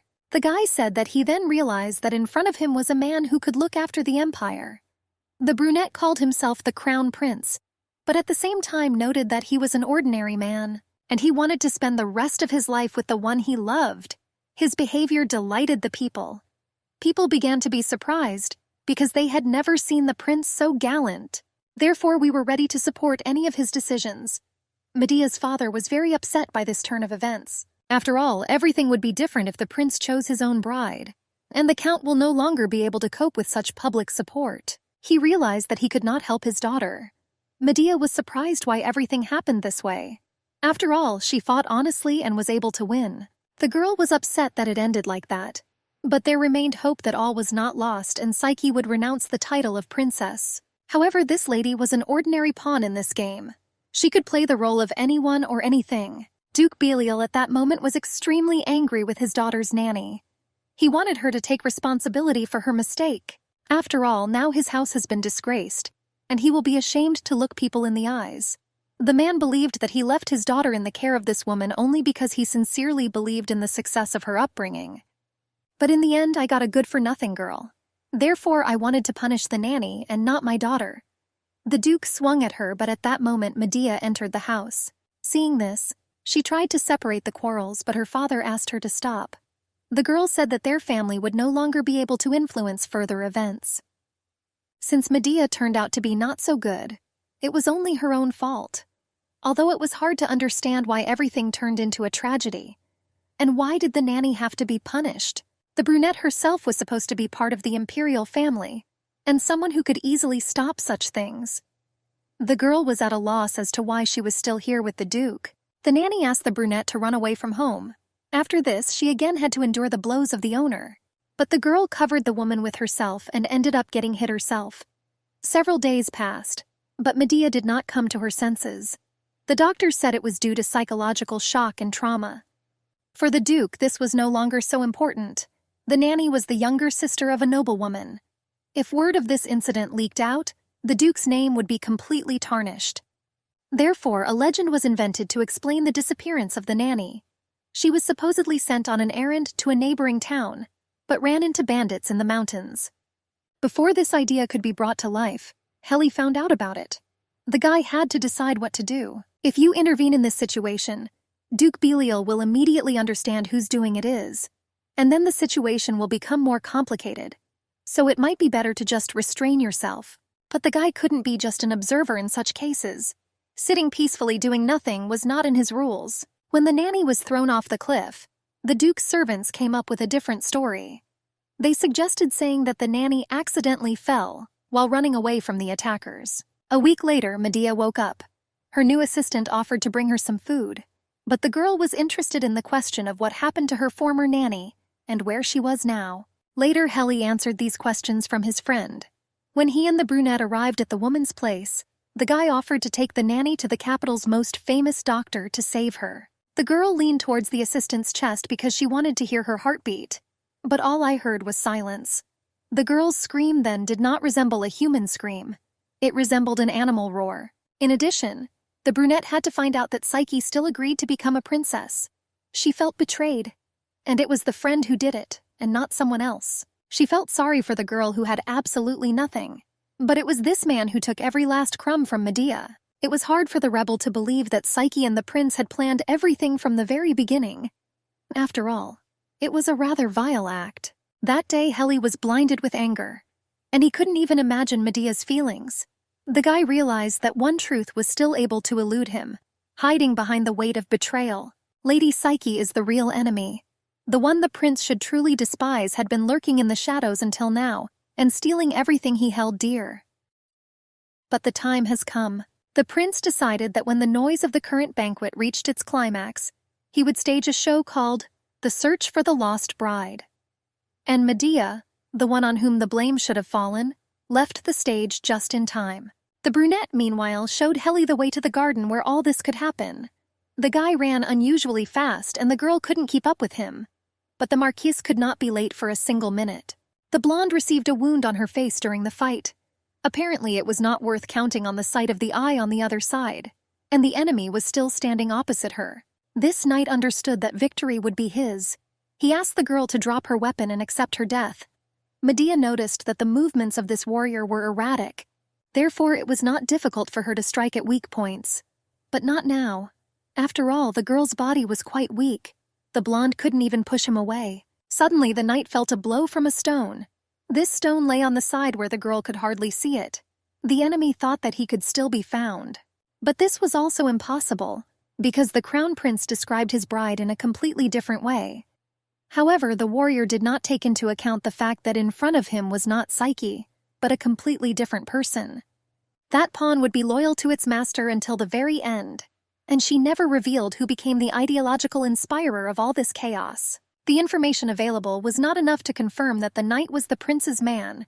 He did not expect to see a girl experienced in battle and succumb to panic, but he still continued to fight. In addition, he even managed to wound the blonde with a poisoned dagger as he fell. Psyche's body was unable to cope with the poison. Only after that Heli approached. The marquis saw the blonde lying next to the warrior. Once upon a time his dream was to see Milady simply resting peacefully. It seemed that the time had come, but that didn't make it any easier. The guy tormented himself with the question of why he couldn't do anything. In novels, the hero usually overcomes many obstacles for the sake of his love, and in the end he wins the heart of his beloved. But reality has always been cruel. The guy took the poisoned dagger and said that he could not live without Medea. Therefore, it would be better if he followed her. At that moment, Psyche approached. She grabbed the knife from the Marquis, saying that he could not give up. After all, the lady is still alive. Looking around, the girl could not understand what had happened. But the Marquis explained that all these people came for her soul and could bury her right here. The awakened Lady Medea wanted to ask the brunette what it was like to escape death thanks to an unexpected body swap. After all, it would be enough for her to just be in her body for a day to understand this. Psyche began to ask for forgiveness, but she couldn't understand why exactly. It could be an apology for the impending death or for the exchange of bodies. Or the girl regretted that she had stolen the princess's place. However, the blonde hoped that her friend was not the one who planned everything, so someone else should ask for forgiveness. The day before the competition for the place of the princess was supposed to take place, Psyche and the prince were in the same place. They made a plan of action. The girl complained that she did not know what to prepare for, but the brunette suggested that she put forward his idea as her policy. It was he who manipulated Psyche and contributed to the holding of the competition. Also, someone sent a spy to influence the mood of the crowd. Before the competition, His Majesty was busy talking with a certain woman who brought a gift of jewelry. The prince promised not to forget to mention the name of the Belial family when the gift reached his father's hands. But after this gift, the emperor was unconscious. Thus, an attempt was made on the life of a member of the imperial family, and a search was ordered to search the estate of the duke's family. The one who almost destroyed Medea's family was Giallos Orna Efferanto. It was he who was the true enemy of the rebel. The blonde wanted to ask Psyche a question, but she couldn't even move her tongue. However, the brunette wanted to save her before it was too late. To do this, it was necessary to urgently go to the palace. But the guy said that Medea was dying, and all because someone wanted to kill Psyche. And the only one who knew how valuable she was the prince. The girl realized that he was trying to kill her, and she understood that Lady Medea was dying because of her. But she never wanted such an outcome. If her life had to be saved by transferring souls into someone else's body, and Rebel was right. After all, she said that one day would be enough for her. This event did not make the girl truly happy. Medea saw a vision. This event took place on the day of their exchange. The brunette fell under the water, and it was strange that she could breathe easily there. This place seemed quite familiar to her because she had been here before. On the day when she almost drowned in the ill-fated temple, the girl thought she was already dead. But this question was asked as if into emptiness. There was no answer to it. After all, we had to look for all sorts of answers on our own. Medea began to think about how much and where she should go. Then she saw a huge wall in front of her. This was an obstacle to further progress. The barrier was incredibly high and massive. The lady began to wonder what was behind the wall. To find out about this, she put her hand on it and began to successfully look around. Later, a small through gap caught my eye, inviting me to come closer with its appearance. The girl tried to look into it, and she took Psyche away as a child. Sitting in the basement room, she wondered whether freedom existed outside. She wasn't addressing anyone when she said this, and she was very different from the Lady Medea knew. This numb look and torn clothes were terrifying. This made it almost impossible to see the familiar Lady Polly in the porcelain doll. The girl realized what her friend's past was like. She sat with her mother in the basement and read a book. Suddenly, the child read what was outside. There were fire-breathing dragons and brave heroes. There was an endless sky. And the girl couldn't even leave the room like her mother. The issue of exit has been raised more than once, but her parents strictly forbade her to do this. It was very dangerous for her outside the room. After all, she was born a special girl. And if she caught the eye of people, they, blinded by envy, would tear her apart. Wanting to avoid these conversations, the girl's mother began reading another fairy tale. It said that long ago there lived a beautiful, curious princess. The girl bathed in the rays of love, spending her days among treasures. But in the end, she was cursed and plunged into eternal sleep, which replaced her blessing from above. Therefore, the girl's mother reminded that one should never doubt divine love. These words seemed absurd to Psyche. The child could not believe in someone's love and favor while in that place. The girl believed that her life was like hell, and it was a completely different person who rescued her from the abyss of despair. When her mother died, she was able to leave the room of her imprisonment. The father often noticed a strange expression on the girl's face. He believed that it was hard for his daughter all this time because of her mother. And now it will be difficult for them to get used to such changes. Mom's room now belonged to her daughter. Now the girl could see everything. For example, the earth, stretching as far as the human eye can catch, the endless sky and long-awaited freedom. While walking in the garden, Psyche somehow saw a guy. He asked her if she had already received her gift. After this question, it became clear to the girl who her savior was. This guy's name was Gialos. The young man sitting under the tree became her whole world. He spoke beautiful words that could not help but make the girl fall in love with him. The brunette said that he had a feeling, and that if the girl stays by his side, then he can truly become powerful. After all, now he is incredibly tired of his current life. Every day seemed more painful than the previous one, but in order to preserve divine love, one must not doubt or challenge him, even if sometimes it is very difficult. The guy also said that recently there have been rumors about the girl's friendship with Lady Belial. Medea continued to look through the crack to find out what happened next. She heard the prince's request to stay away from the abnormal brunette, even though this lady became Psyche's first friend. And these happy days spent with her were like a wonderful dream. Looking back, she realized that her life was extremely unhappy, but now she doesn't have to be afraid anymore. After all, the burden given from above can be easily overcome. There is a wonderful world out there, full of support and miracles. Since then, the girl tried to maintain peace and harmony for as long as possible. Medea began knocking on the wall that stood in front of her. Perhaps happiness really does exist, she thought. However, it was decided to stop our observation there. The essence of the whole story is clear. Although Psyche had someone she loved, the blonde risked marrying a stranger due to an imperial decree, and when she thought that she had managed to avoid the worst, she recognized her savior from a completely different side. Now all that remained was to wait for the fateful day. The girl wondered why these scenes were being shown to her now. It is unlikely that one could tell them before death. After all, she understood perfectly well that she did not inspire confidence in others, and some even despised her. Medea understood the meaning of the wall in front of her. After all, if you think about it, every person has a similar wall, and it is with this stonework that people protect themselves from the world in an attempt to protect themselves. The girl's confusion could be heard seeping out from the dark hole. Madame always knew that the only way to survive was to pretend to know nothing. But if she had been as strong as Lady Medea, then no troubles would have happened. The girl began to wonder if she would have the courage to face her fears. And don't remember that basement anymore. If she had been attentive to the real world and not built castles in the air, everything would have been different. Psyche understood that her friend was offended by her for stealing the prince. And I thought that if she had never been born, she probably would not have brought suffering to her loved ones with her stupid mistakes. On the day of the soul exchange, Psyche made a death wish. As absurd as it was, she hated her friend for that act, but not strong enough to kill her. If she had been as strong as Lady Medea, then no trouble would have happened, because even if she were reborn 1,000 times, she would never become like her. The rebel decided to take everything from the blonde, and everything is an abstract concept, so it was necessary to joyfully accept a person's misfortunes. The lady understood that she could not die just like that. After all, others should not suffer from the sins of others, and she is not an all-forgiving virgin like Psyche. Therefore, she will not be able to close her eyes to the act of a criminal slipping away from under her nose in victory. The girl gained enormous confidence in her abilities. The lady standing next to her thought that she was going to save her.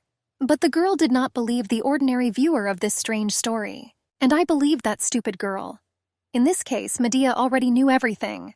Psyche somehow strangely made other people believe in her. Even though the past years have brought only sorrows and regrets, the beginning of comedy has already been laid here and now.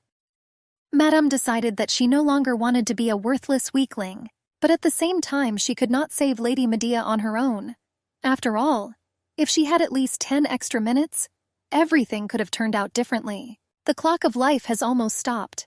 There was no time, but still there had to be a way out. The girl realized that she should not have wished death for herself that day, but it was worth asking for the opportunity to live with dignity. Given one last chance, she would never pretend she didn't know anything. And as much as she didn't want it, there was no need to run away all the time. But then Madame remembered something. There is one shrine that was used during the service, dedicated to the issue of peace and prosperity. She had a gift that the prince had sent. He wanted to see the necklace he received on the girl during the banquet on the occasion of his birthday. The blonde, of course, wore it to the event. The prince praised her for such an act. Psyche took this decoration in her hands and a very bright light began to come from it. It was he who healed the wounds he received. The brunette applied it to the girl's wound and she opened her eyes. After this, the blonde felt an unpleasant dryness in her throat. It was a familiar feeling for her, as if she was on her deathbed again. And opening my eyes, I thought that this was just the beginning. Besides, trying to pull off such a dirty business on a special day is considered quite normal. Psyche was delighted when Lady Medea came to her senses. She was very glad that she was alive. The blonde was surprised by the girl's reaction. After all, she didn't understand why she shouldn't be alive, and she asked me to tell her what happened during her absence. Heli and Psyche looked at her, not knowing where to start. Then the lady understood everything and asked them to come closer to her. She hugged them. Madame began to cry at this time. Psyche was very glad that Medea returned. Later, the brunette felt someone stroking her hair. In this way, the interlocutor wanted to show that she was not offended. After that, Madame said that they didn't have much time left. Therefore, her story will be brief. She has the ability to heal wounds. People called it a sacred gift, and she is its sole owner, at least in the Efferanto Empire. The gift also helps heal the injuries of others. However, it is not particularly effective when dealing with fatal wounds. Therefore, the girl was very frightened then, thinking that she would not have time to help Medea in any way. But Heli was surprised why the girl used the necklace. After all, if you think about it, this decoration began to emit an extraordinary radiance. The girl replied that this could very well turn out to be some kind of shrine. But this option is not always worth counting on. After all, the entire empire is shaking for the safety of each of the shrines. They can even be kept in special underground temples, where not a single living soul can enter. Medea thought that this necklace was a valuable relic. This was curious because they could not give such a thing into the wrong hands. But since things have taken dangerous turns, it is important to note every oddity. Before his death, the knight said that the girl did not match anyone's description. At first, those present thought that he was surprised by Psyche's fencing skills. But later they realized that the matter was something else. At the last moment, the man grabbed the necklace. The only thing left to tell the girl was a secret for a long time, and it should have remained that way until her death. Psyche Polly was born a deity, and no matter how unlucky she may seem, killing her will not be easy. But there was still one sure way. She needed to be tortured. It doesn't matter which method of torture you choose. You need to torture her until the last moment, until the wounds stop healing. The knight could know about his success by looking at the flickering of the necklace. At the moment of her death, it should have shone with a bright light. Therefore, the warriors needed to take away all the healing powers. If they succeed in getting rid of Psyche, these powers would go to the imperial family. Medea tried to remember how she received the necklace. It was sent as a gift by Iyalos himself, the adored crown prince. Psyche understood that she had completely entrusted her heart to His Highness. He became her only ray of light in the Dark Kingdom. But this was precisely what turned out to be a fatal mistake. The girl began to wonder if her happy future had come to an end. But that was not the case. Although Madame was confused, the prince still occupied an important place in her life. Medea whispered something in her ear, causing the girl's expression to change. She thought it was too risky to plan to do such a thing in her guise. After all, His Highness still loved the blonde. At least that's what Madame hoped. The girl remained silent after that, but did not try to dissuade him from hearing the idea. Therefore, Medea decided to set out to travel this path alone. The blonde asked her friend Heli where his robe was, but a regular nearby sword would do. Taking it, the girl inflicted a small wound on herself, but it quickly healed. Therefore, she decided that she should stay away from Psyche. It is for this reason that as a child the girl was kept within 4 walls. After all, it's true that someone could use force for selfish purposes. To top it off, we also revealed this secret. According to Psyche, the effect of the gift had a limit. But then the question arose as to why the hand recovered so quickly. The girl asked her friend to try this ability again, but the guy objected, because she was dying just a couple of minutes ago. Not even an hour has passed since then. The blonde was trying to prepare for the next fight. Medea asked the guy to return to the banquet when everything was over. Heli, the obedient servant of his friend, could not but agree with her. But he was afraid to see the lady's blood. The girl also returned to the royal palace. When she appeared, those present began to scream loudly. They saw that the bride was covered in blood. The guests tried to figure out who injured whom. But they quickly realized that Lady Medea was wounded. Now it became clear why 5 knights of a secret order were unleashed on a weak girl. In front of all the guests, she wanted to tell the prince that she knew about his attempts to kill Psyche. But it had to be done differently. The servants were very surprised at what they saw. The prince looked strangely at the living bride. This was the reaction of a groom who was sure of the death of his bride. The girl started a conversation with His Highness. She assumed that he would soon decide to take his next step, and in front of everyone she wanted to say that she was planning to kill the prince. His Highness was very scared. He couldn't understand how this was possible. Out of surprise, the guy dropped the glass from his hand. It shattered into pieces, emitting a loud knock that filled the entire hall. Psyche, who should have already gone to the next world, stood right in front of him. The girl addressed him with the phrase, "Your Majesty." The prince was surprised how this was possible and where this terrible wound on her hands came from. He saw the blood, but was extremely upset that the operation to kill the bride had failed. There were too many strangers in the banquet hall. Therefore, the blonde threw all her strength into creating the image she needed. The guy asked the bride who dared to do this to her, but she asked why he was here. After all, he himself invited her to the garden. The blonde said she immediately hurried there, but was attacked by someone along the way. The guy pretended that he didn't understand what she was talking about. Medea knew that language in secular circles is like a sharp sword. Skilled fencers who know the value of words are able to show any truth from sides that are beneficial to them. However, Psyche was never strong at this. But since the enemy believed in the harmlessness of the girl standing in front of him, then all the trump cards were in her hands. The lady continued talking and said that she was very excited to get to the indicated place. However, instead of his warm hugs, she only met strangers. And they pointed their weapons at her. The guy stood there, saying nothing, but the girl tried to provoke him to at least do something incomprehensible. A little later, the prince asked what kind of scoundrels committed such atrocities, and he asked if the girl remembered what they looked like. After all, someone tried to kill the prince's bride, hiding behind his name. This was extremely outrageous. The guy asked her to remember the details and promised to track down the culprits. The girl was wondering how events would develop next. Therefore, she began to answer the prince's questions. The blonde said there were 5 attackers. One of them looked very much like a girl. He had long ashen hair and gray eyes. Being involved in a secret order, the knights did not wear the emblem of the imperial family, so Yalos was sure that no living soul would understand who it was. Even if bodies are found during the investigation, they will not be identified. The girl further said that the culprits of the current confusion are imposters, and they were somehow able to find out about their secret meeting place with their fiancé.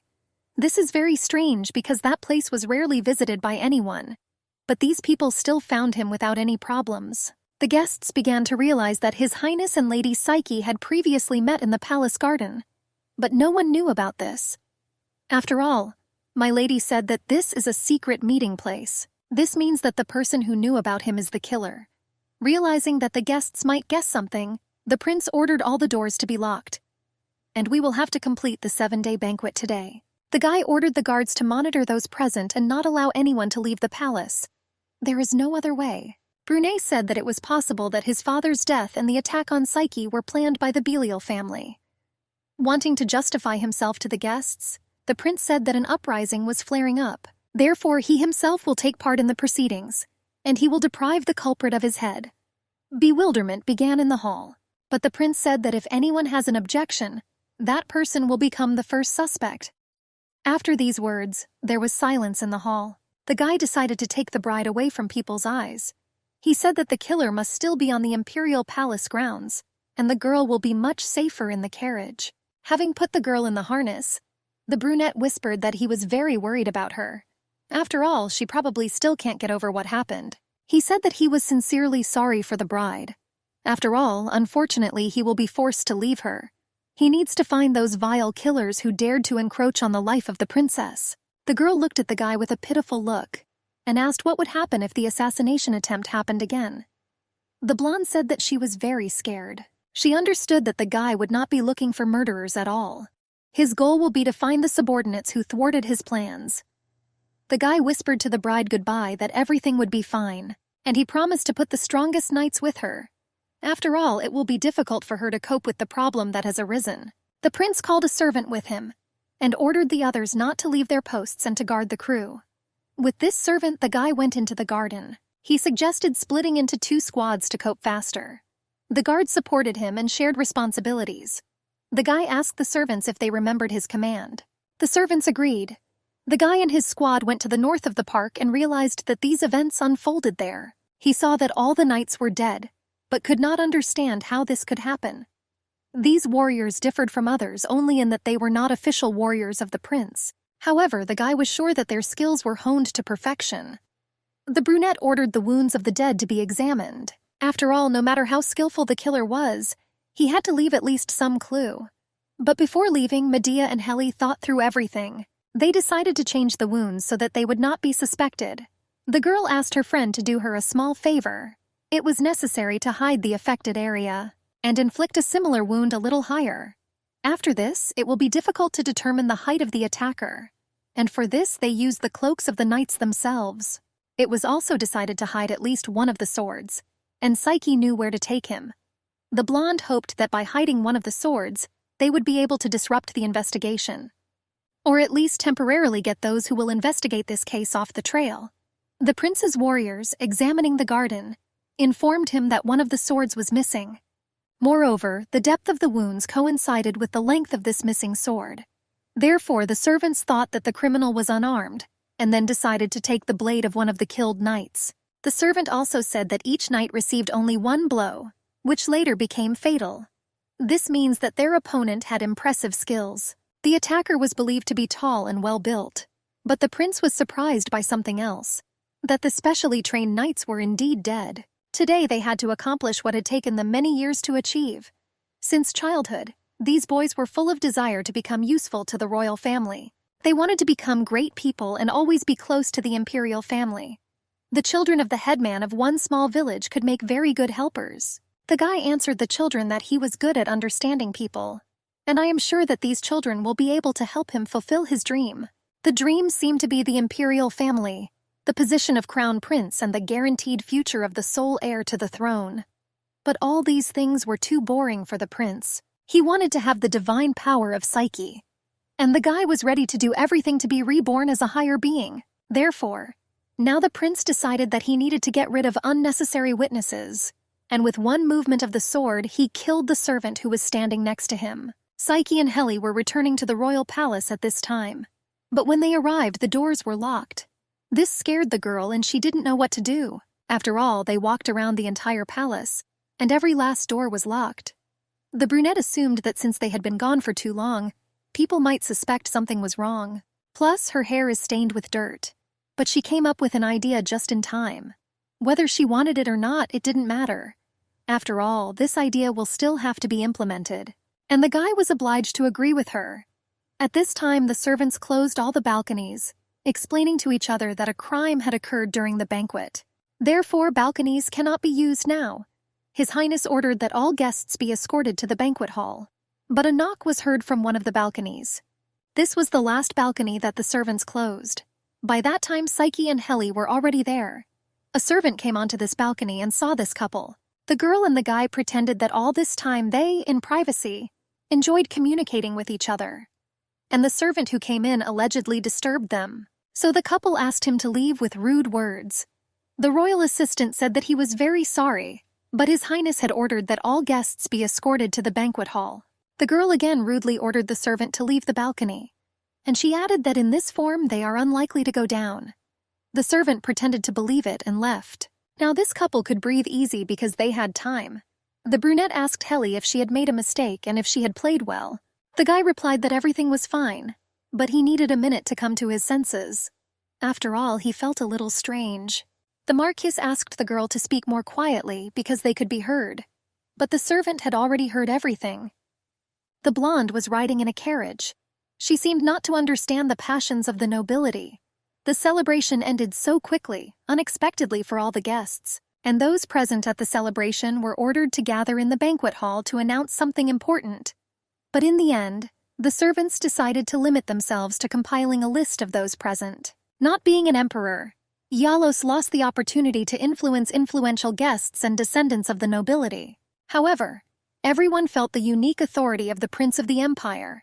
Even the rulers of other states did not possess it.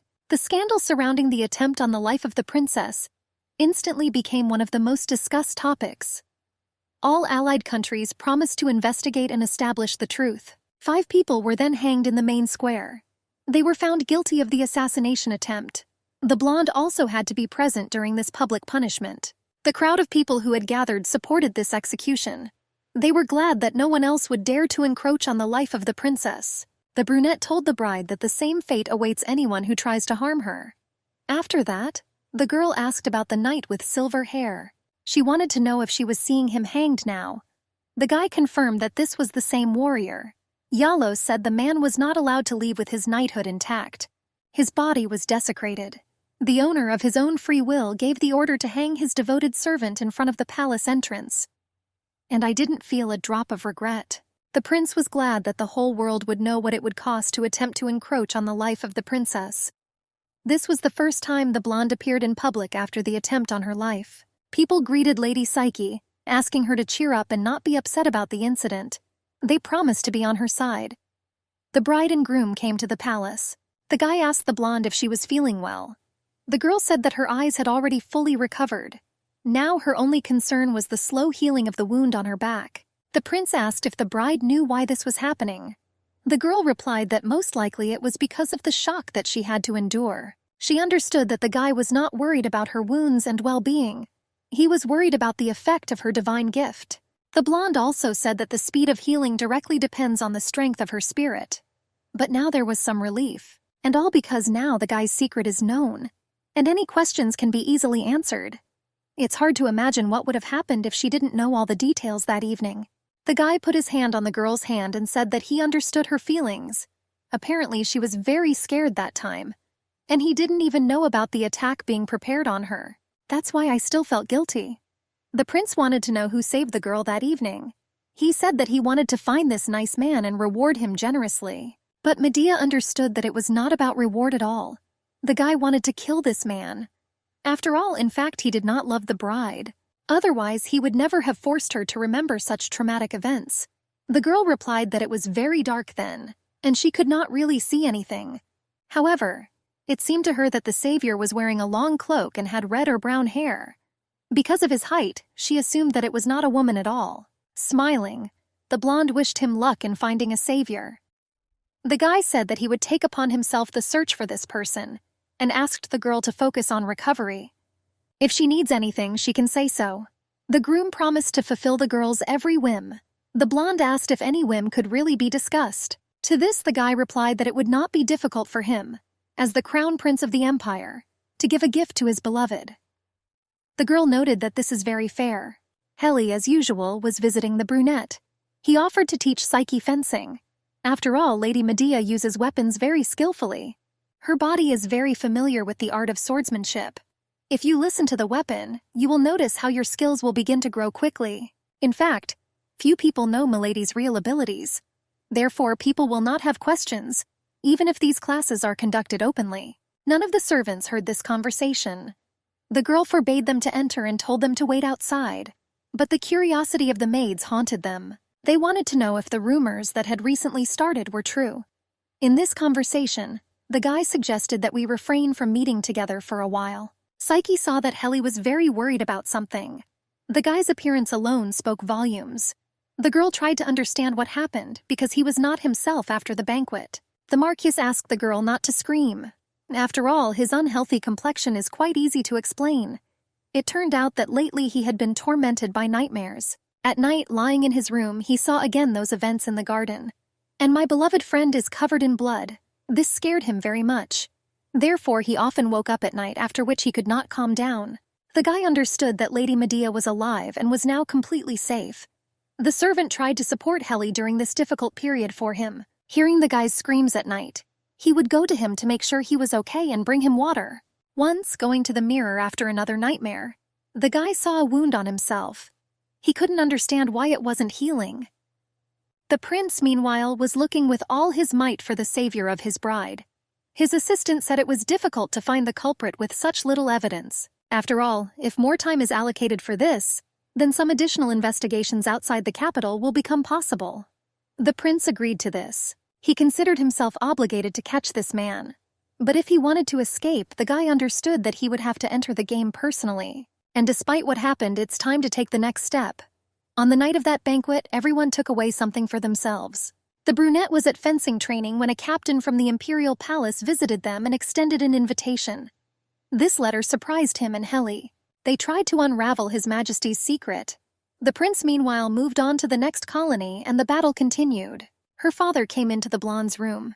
He decided to find out why his daughter decided to take a fencing lesson. It seemed to him that she was still too weak for this. The man was also surprised why this decision was not discussed with him, because he is her father. To this, the girl replied that the prince did not mind. But when the man walked to his daughter, he saw a girl in the room standing near the window with short cropped hair. The father asked why his daughter suddenly decided to do this, and the blonde said that she suddenly wanted to shorten her hair a little. The girl remembered the agreement with Psyche, where they discussed the possibility of putting a knife on the prince's throat. After that, something changed in the blonde. A week earlier, the girl was walking in the garden with a servant. The girl walked, leaning on the assistant's hand. It was already difficult for her to walk on her own. His lordship planted trees in the garden, hoping to have a positive effect on Psyche's health. But it's unlikely that he would want to see the blonde overtired due to constant walks. Madame said she hoped to get better soon. After these words, she saw a butterfly in the garden. The assistant thought that the girl was seeing her for the first time and laughed.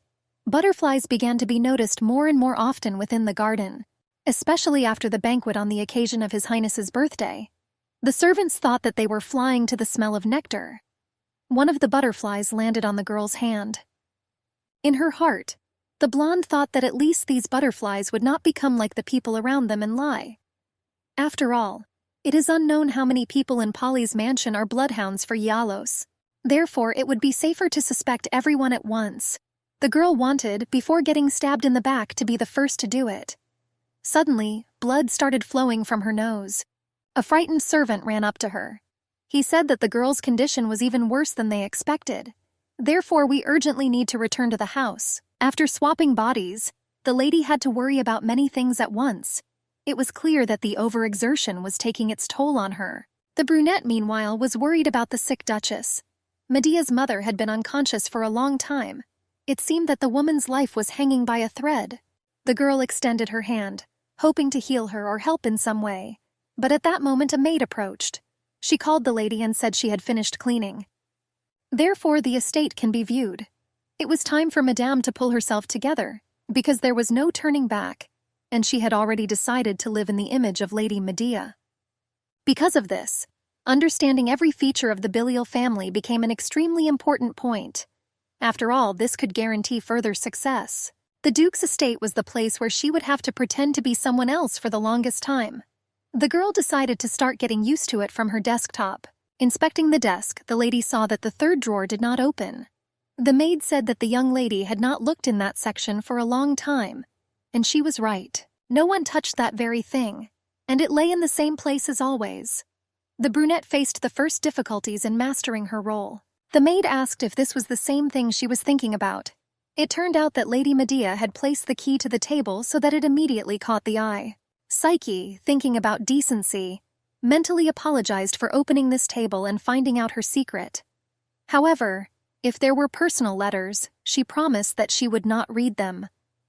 But in that table there was a pendant with a pendant. When the girl took it out, another servant entered the room. He reported that Marquis Travium had arrived. Madame asked me to tell you that she will come down now. Looking at this pendant, the lady tried to remember who had the same one, and it would be good if it were the property of Medea herself. It was clear that it was worth asking the Marquis about this pendant. He had just arrived to train the brunette in fencing. During classes, he asked to listen to him carefully and repeat after him, so as not to explain important points twice. The Marquis showed the basic steps in this art.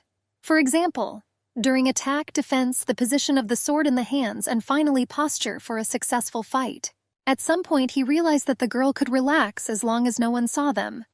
She replied that she would try, but after that her hand trembled, and she almost dropped the sword. The Marquis decided to remind the lady of one important truth. A real sword can kill a person, but still the girl's spirit was strong. However, the girl found these words inappropriate. After all, she almost killed the Marquis with a sword and even screamed because of it. But there was no need to worry, because this cry only testified to her talent. The girl said that until the guy could cut off the end of her hair, the guy had to be collected and make every effort. After all, oddly enough, she was the person who received knowledge from Lady Medea, and now the girl was ready to return them back. Madame remembered that her life was in danger, so she needed to make every effort to train. This was not the time to relax. The guy was pleased with this attitude. He realized that everything would be fine. The girl decided that she would certainly survive in these circumstances. The Marquis understood that things were better than he expected. At some point it seemed to him that the lady's thoughts were occupied with dashed hopes and the prince. But still, Madame stood here and tried to learn something, contributing to the common cause. She told the guy that she actually decided to do everything to survive. Since Medea sacrificed her life for her, her efforts cannot be allowed to go to waste. In such situations there is no need to hesitate for long. If Psyche had not done this, she would have gone crazy thinking about the prince. After these words, the guy looked closely at the girl. It seemed like he saw something he shouldn't have seen. Having taken a few steps towards her and being right in front of her, the Marquise pointed to the pendant that she was wearing.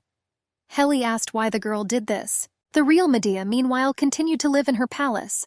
No matter what she did, her nose began to bleed. Psyche's body was no longer able to withstand even a slight overexertion, and it was worth figuring this out. Lady Polly was the chosen one, and they looked after her carefully. The girl didn't know the exact reasons, but she could tell that a higher power had definitely manifested itself on the day of the body exchange. The brunette was ready to answer her friend's question. After all, if she gives a clear answer, Marcus Helio would definitely understand her.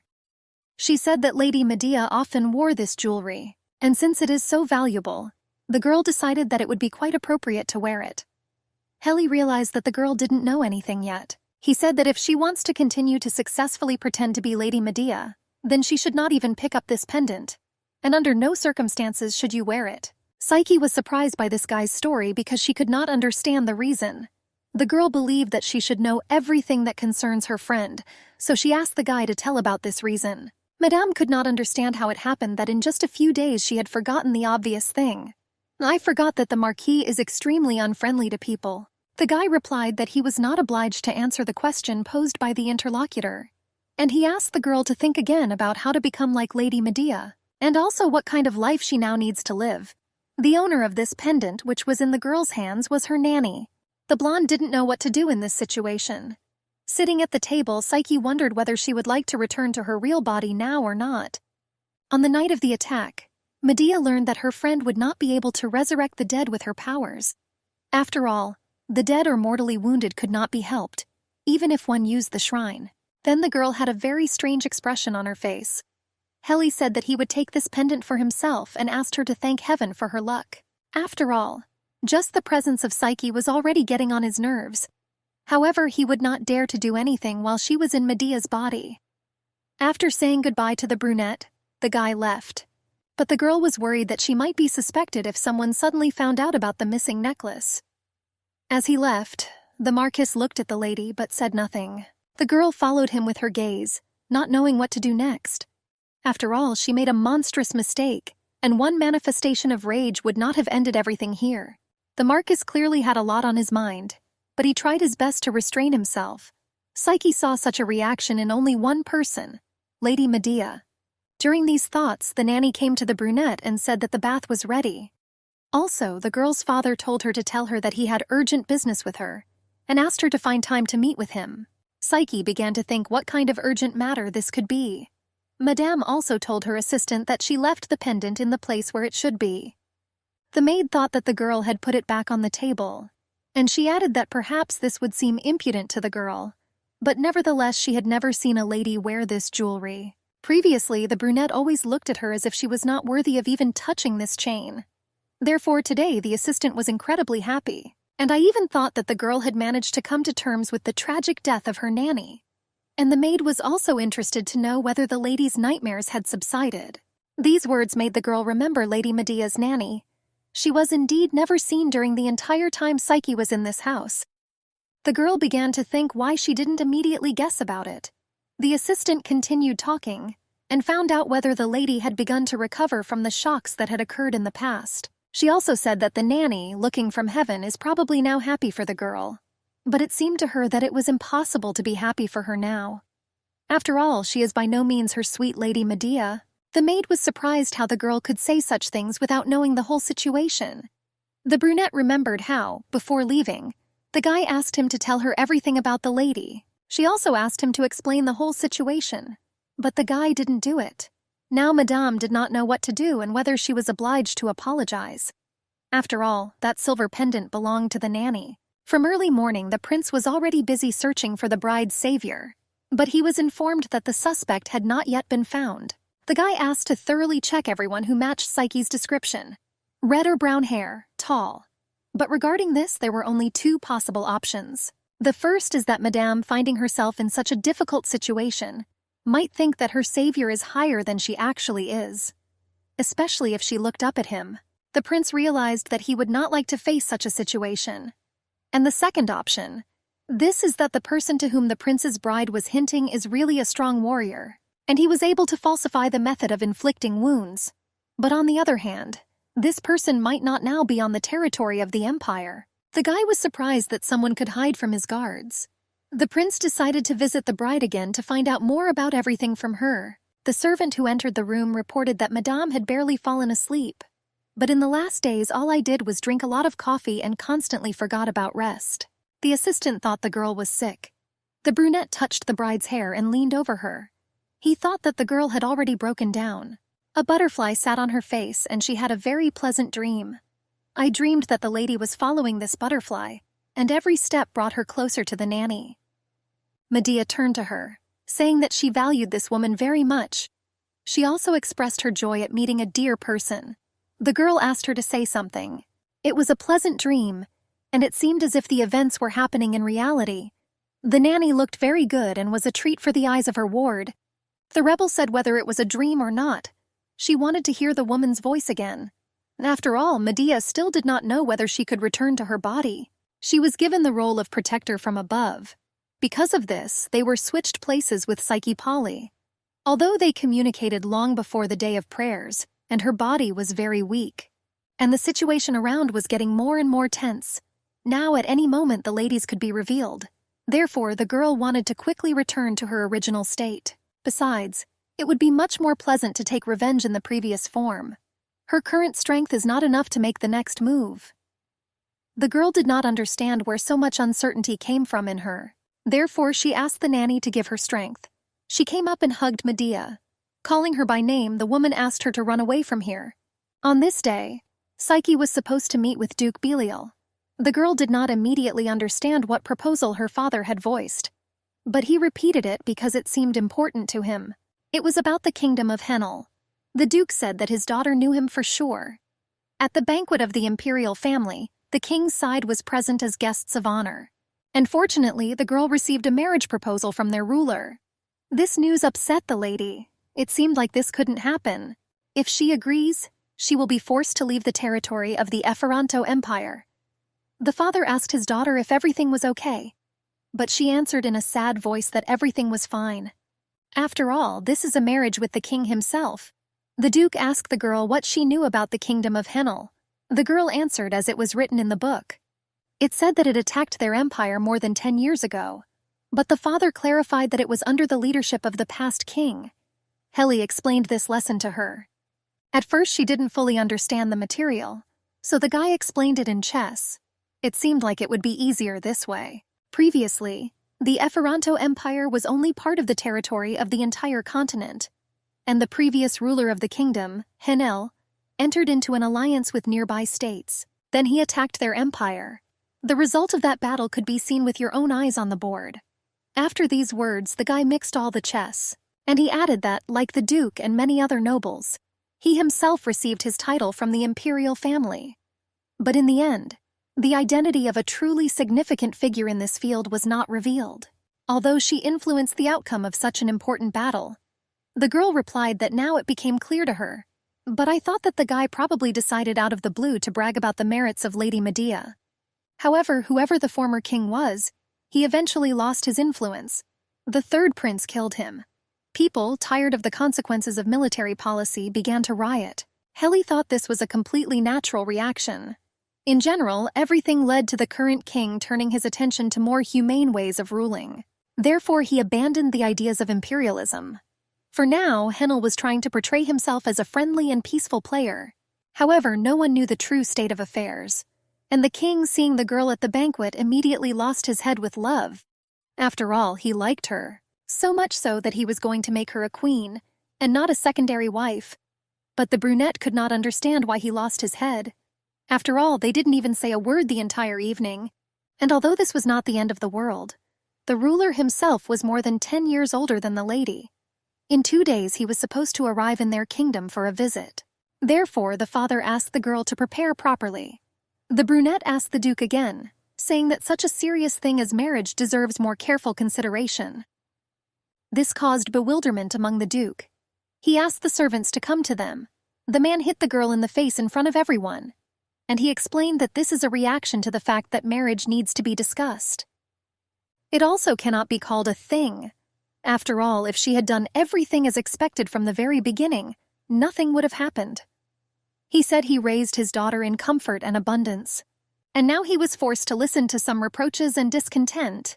The daughter's position as empress was even taken away. Therefore, he was surprised that she did not want to become queen. She seemed not to hear what gossip was being spread around. People thought that if Medea Belial had received even half the love that the prince dedicated to Psyche, she would have already triumphed without hearing her legs. For the duke, it was humiliating. There were also unexpected rumors related to Heli. All these years there was not a hint of their love relationship. But suddenly something changed.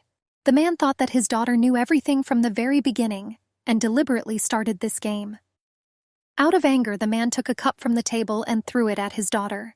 But the nanny covered the girl, and the cup hit her. The brunette was frightened by what she saw. At some point, Psyche felt a frightening sense of déjà vu.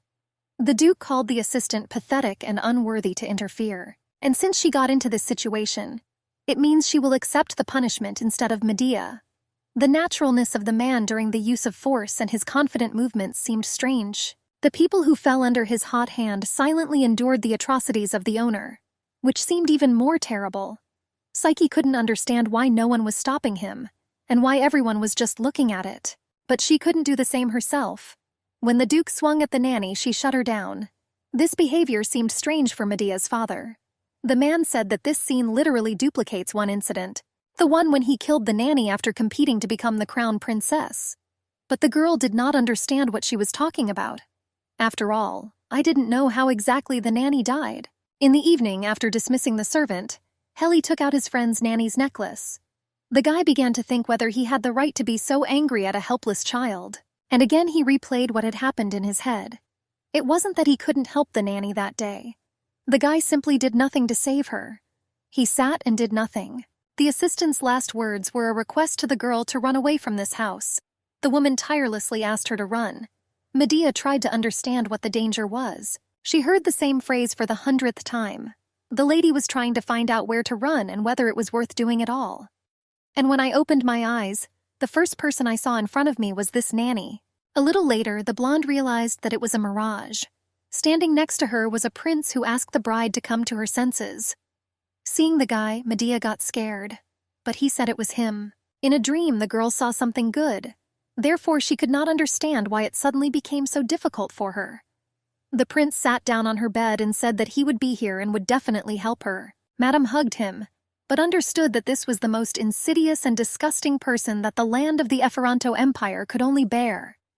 The one worth killing was sitting right in front of her. Now he was confident in the harmlessness of Psyche, and did not even suspect the existence of any threat. The girl had a strong desire to kill the guy here and end this whole circus. She thought that this could be done by hitting him with a candlestick.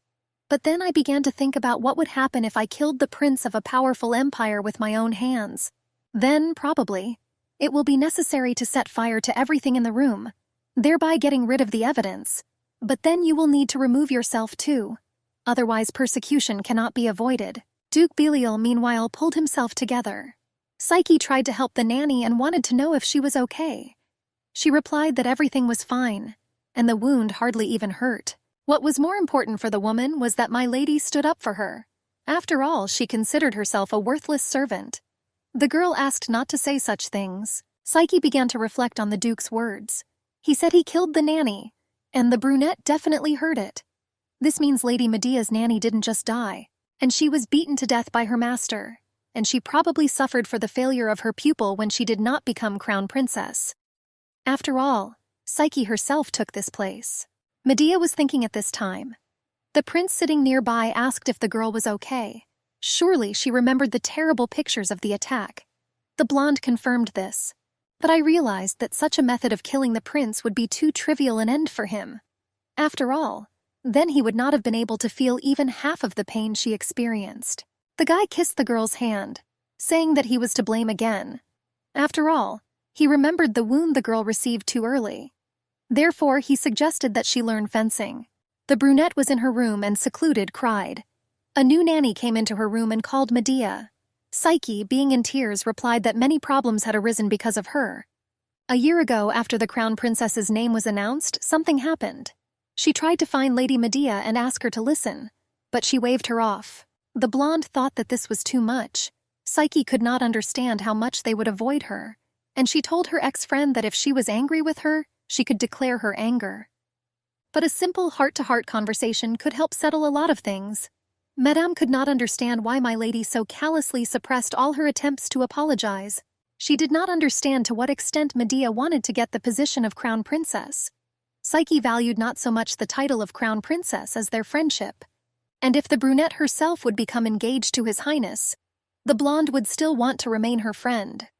Such thoughts had visited her before, but she could not understand why Lady Belial was willing to give up their communication for the sake of authority. And Psyche heard only loud laughter. After all, I didn't know that my friend's heart was broken into small pieces. Then the girl thought that she was the main evil in the world, and that the guilt before her precious friend is so great that she cannot bear it. Moreover, she could not accept the truth about the callousness of Yalos, who threw her and all his existing feelings away with a light hand. Then Psyche wanted to run away. After all, it's better not to know all these problems. And if she were given one last chance, then no matter how much she wanted it, she would no longer constantly run away. Psyche remembered her friend's words that she was going to kill Yalos. But at that moment, her soul was heavy. She looked sadly out the window. Later, the girl asked to prepare the carriage. She wanted to go to the city. And she asked her to tell her father, if he starts looking for her, that she went to get a dress. In fact, her path lay straight to Helios' mansion, although he suggested refraining from meetings for a while. However, she only asked for this because she couldn't predict something, namely the existence of a marriage contract, which Henel proposed in the future. Now, on the contrary, they needed to give more reasons for rumors, make everyone talk about the affair between the young Marquis and the Duke's daughter. The girl wanted to hurry up to tell the guy everything. Their road was not very good. Wheels were constantly found on rocks. Therefore, the coachman suggested choosing a different route. The most important thing that Psyche should have remembered was the safety of her life. But she had thoughts that perhaps it would be enough to continue to live quietly in the body of Lady Medea. However, she understood that this would not work. After all, you need to fight and make every effort to do this. The horses tried to go faster, and the girl and the nanny in the carriage were waiting for the end of the journey. The woman asked her ward if she was okay. The girl replied that she was fine, but it seemed to her that it was uneasy outside. The nanny asked her not to go out so as not to get hurt. Now it was better to stay in the carriage.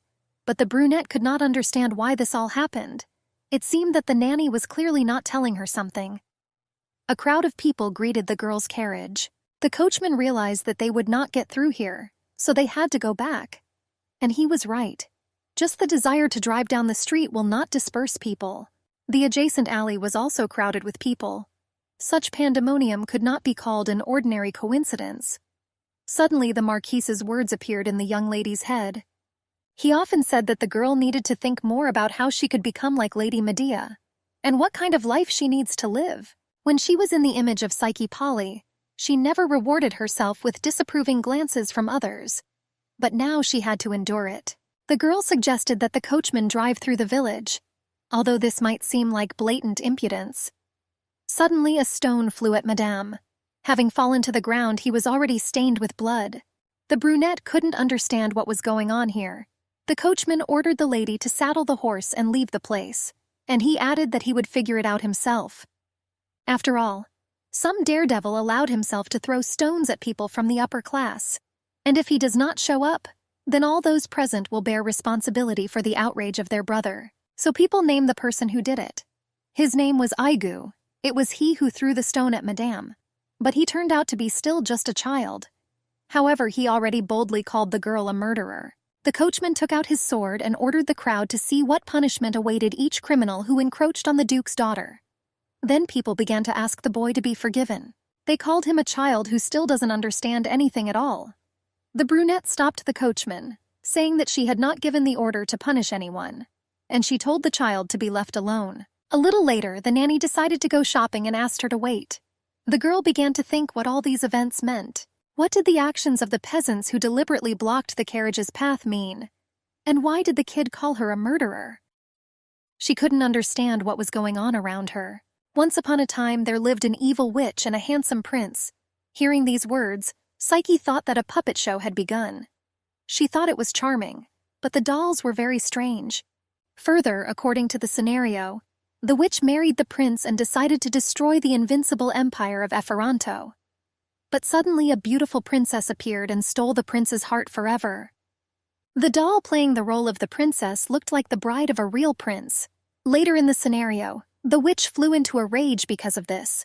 She said that her life had become hell, and all because of some trifling princess, and she decided to kill her during the celebration in honor of the prince's birthday.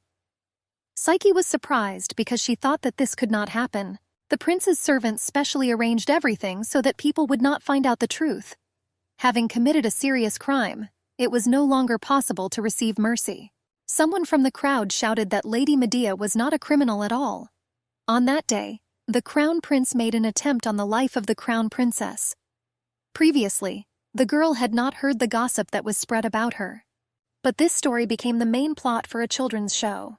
As a result, the girl finally arrived at the Marquise's mansion. From the threshold, he reminded her of the request to postpone all meetings for the time being. After all, she arrived without warning. The brunette asked the guy to tell him everything he knew. The real Medea left the house for the first time in recent times. And having arrived at the greenhouse, the Duke asked her not to forget to express gratitude to His Highness. After all, he provided support and again sent the girl a substantial amount for personal expenses. The blonde asked if she would be allowed to take a walk today. After all this time she was suffocating within 4 walls. But the man found this unacceptable. He forbade the girl to walk on her own. Besides, it was very cold and raining outside. In short, the weather conditions left much to be desired. However, a woman standing nearby asked him not to scare the child. She also told the lady not to worry again. She really needed to get some fresh air. After this, the woman said that interesting rumors began to circulate in the country. People said that Lady Medea and Marquis Helio were in love with each other. The guy still let Psyche into his house. The girl asked to tell her the information that the guy had at the moment, in exchange for her information. The brunette wanted to know not about the tastes and speed of Lady Medea's steps, but about the suffering she endured. Marquis said he didn't understand why they would make any information deals. After all, he is already well aware of everything that happened to Lady Medea. And first of all, about the rumors that circulated among the people. Fresh news from his informants had long ceased to arrive. But one thing was certain. The gossip began after the banquet. At that time, not all the guests had returned to their homelands. Therefore, it is unknown how far this gossip will spread. However, the guy said he would figure it out. He once again asked the girl not to come here, especially out of a desire to calm down your nervousness, and he advised her to do what she was obliged to do. The lady interrupted his conversation with the story of the marriage proposal. She said that the current ruler of the kingdom of Henel wants to make her his queen, but the guy didn't know anything about it yet. Psyche, of course, wanted this letter to be a joke, but it was all much more serious than they could have imagined. The maid brought the real Medea to the greenhouse. There were a lot of beautiful flowers of the brightest colors.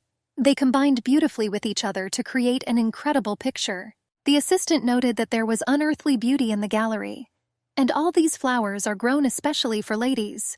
But in the eyes of the blonde, this place, prepared especially for Psyche, was a golden cage and nothing more. The maid told Madame that it was possible to take a short stroll there, and visiting the greenhouse on days like today and on other rainy days will have a beneficial effect on her rest. The atmosphere here was truly relaxing and refreshing. However, even in this place the girl could not hide from the presence of the groom. While pouring tea, the guy asked what the bride was thinking about. The blonde, meanwhile, was sorting out in her mind the scandal that had arisen around the relationship between Lady Belial and Marquis Travium. But I didn't know how to voice my reasoning. The bride said that the ring on His Highness's finger looks very elegant, but he didn't see anything special in it. Although he remembered that the ambassadors had brought an emerald to the palace as tribute shortly before their first meeting. The guy offered to send the jewelry to be melted down and give it to the bride, but she said that she was not talking about getting a new gift. The girl said that her fiancé looked tired. He agreed with this, because something happened yesterday. After that, he asked the servants to leave them alone. The groom began to ask the girl for forgiveness. The matter was urgent, so it was decided to ask directly. Last night the priest suddenly had a revelation, and the guy wanted to find out if his fiancé knew anything about it. The voice of the guardian Efferanto heard by an ordinary person was called a revelation. The heavens were silent for a long time. For 3 years no one has heard his voice. The assembled clergy were still trying to decipher the meaning of this message. However, it was not easy to catch it, and since the girl was the favorite of the gods, he hoped that the answer had already come to her. But the blonde couldn't understand what they were talking about, because she didn't have any answer. Then she remembered her vision, which she received on the day of the banquet. But she still said that she did not understand at all what Yalos was talking about. He looked at the girl with surprised eyes. I couldn't believe it was true. The blonde asked what the revelation was about, but the guy didn't talk about it, saying he didn't have time. The brunette also said that Madame didn't need to know anything else about it. Moreover, excessive talkativeness can greatly tire a sick person. The prince left, but the princess continued to be in the greenhouse among the flowers. It seemed like she had a lot to think about. She tried to understand what kind of revelation appeared so unexpectedly, and why was it given now? After all, the vision should have nothing to do with it. However, there was one detail that worried her. The girl was worried that if the conversation between the guardians of Efferanto came up, it would all be over. Hitting the table with her fist, the girl whispered to herself that this couldn't be happening. After all, the revelation came only yesterday, and not on the day of the banquet. She clearly lacked information. The girl replayed the prince's words in her head that she was a child beloved by the deities. Medea began to worry that Psyche might be given a helping hand. For example, there may be an opportunity to exchange bodies again. However, both in the image of Psyche and without it, her position was the same. The blonde realized that she was being held hostage by the faithful servants of Yalos, and there were only 2 explanations for this. They were loyal to him because they owed something, or the prince knew their Achilles' heel. In the latter case, it would be possible to lure a couple of people to your side, but we would have to find out more about the most devoted ones. At that moment, the assistant brought the girl chamomile tea, and she said that he would help Madame relax. And when the girl finishes the drink, it's time for them to pack up and leave. Otherwise, the lady could catch a cold. Still, it was cold outside. The blonde remembered that their spy was in Count Polly's house. She felt strange that she had forgotten about it for a while. Even before the body swap, one of the women was sent to spy on Psyche. Now it turned out to be a very fortunate coincidence. The girl knew all the weaknesses of this maid like the back of her hand, so it would be quite easy to catch her hand. This woman loved jewelry very much, and when the blonde returned home, she managed to take this spy by surprise. At first, the girl expressed surprise at how the maid could touch things given by His Highness, but it was probably because of the hospital bills. Madame said that the assistant should have just told her needs right away, but this woman could not understand how she got caught, because the princess returned very unexpectedly. Medea asked the maid to calm down. After all, she was very different from the real Lady Psyche. The guilty one remembered that the last time the lady was able to forgive the traitor. Therefore, you can again pretend to be a poor maid and bow your head, begging for mercy. Then she will certainly be forgiven again. The woman did so, and bowed her head with tears and said that she deserved to die, for not being able to adequately repay the girl for her kindness. And the maid said that it was Lady Medea who pushed her to steal. After all, she promised that if successful, she would allow her to no longer spy on the blonde. But bending over to the maid, she asked if she really wanted to die. and also found out how long she should be forgiven for such mistakes. The girl reminded the maid that on the day of prayer her servant was killed. But in fact it was the woman herself who destroyed him. After these words, the assistant began to cry even more. She began to ask why the lady was accusing an innocent man of anything, because she, in fact, did not kill him. The maid also asked whether Madame could take responsibility for slander. At this moment the woman had a very strange look. Despite her guilt, she could point it directly at her mistress without shame, and that was impressive.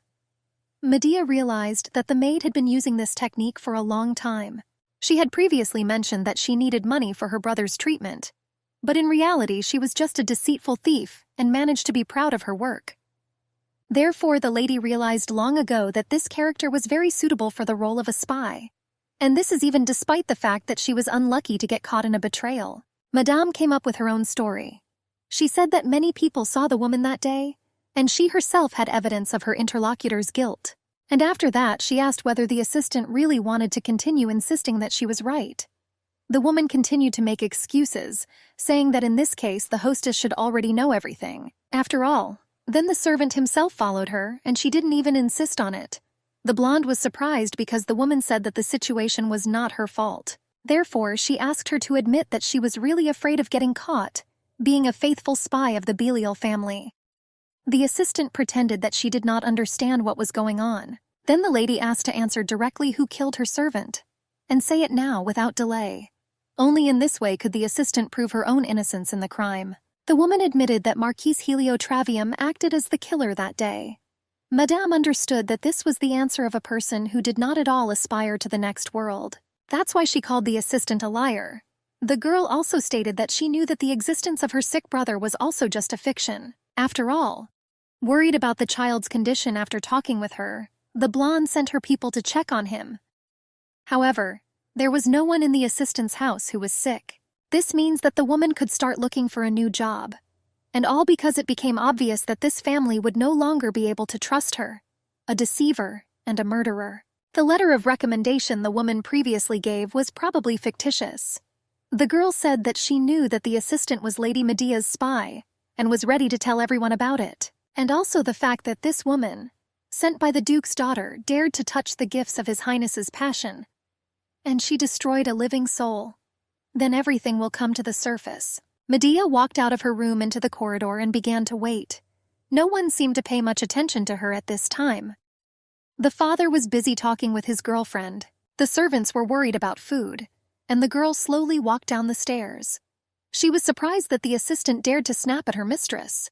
This could indicate that Psyche herself was incredibly gentle with her servants. The blonde understood that Helio killed the knight, and she deliberately left the jewelry in a visible place in order to frame the maid. This really wasn't the assistant's fault. The countdown could begin. 5, 4, 3. The maid sat in the room and tried to figure out what to do next. She began to wonder if this was really the end. The woman realized that Madame Psyche might not forgive her. Therefore, we need to think about what might happen then. The assistant wondered if she had really overstepped the mark. By grace alone, Madame forgave and forgave her. But now it was as if the edge of a cliff appeared under her feet.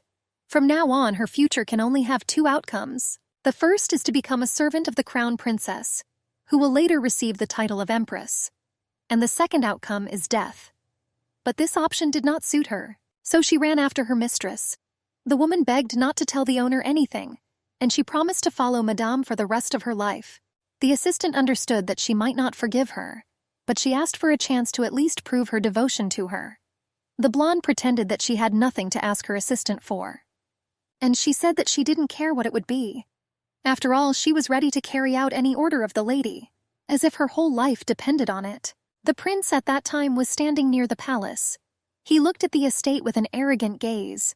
A servant came out to meet him, who said that His Holiness was already waiting for the guy and offered to show him off. Madame offered to help the guilty assistant in one matter.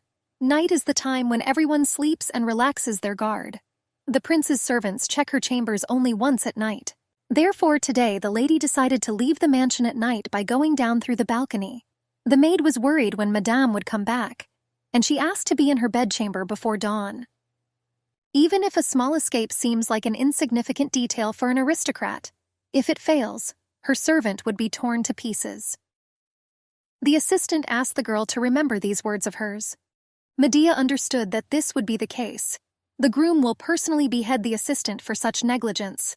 If the blonde is caught at least once, the security will immediately become stronger, and the troubles will increase. She wanted to test her assistant's loyalty.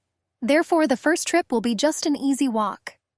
Psyche's body at that time had fully recovered after the banquet. Even the slight dizziness of the surroundings was no longer felt.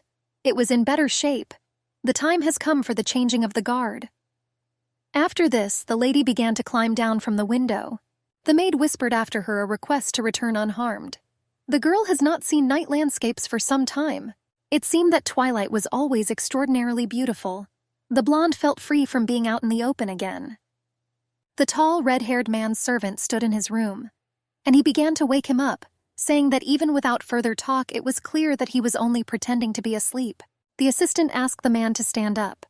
He wasn't ready to leave the room just because he would be ignored, and he tried to wake up this man, saying that he needed to get dressed. Otherwise, he will again be forced to listen to nonsense about revelation. The man asked to stop annoying him with chatter about the manifestation of the divine voice. The servant again asked the owner to hurry up and put on his formal clothes. After all, for the first time in the last 3 years, a revelation was sent to the Esperanto Empire. Therefore, if you continue to remain in the shadows, then your superiors will send him into exile. But whether it will be beneficial to a person who previously wanted to serve the people faithfully and truly is unknown. The red-haired man said that his servant was right, and he suggested continuing to fasten the buttons of his camisole in the carriage. But the owner believed that he would have to appear in full dress before the assembled nobility. Moreover, this will take place in the central temple of the Esperanto Empire. After this, the man asked if he understood correctly that they continued to rush him, because the crew was already waiting for them below.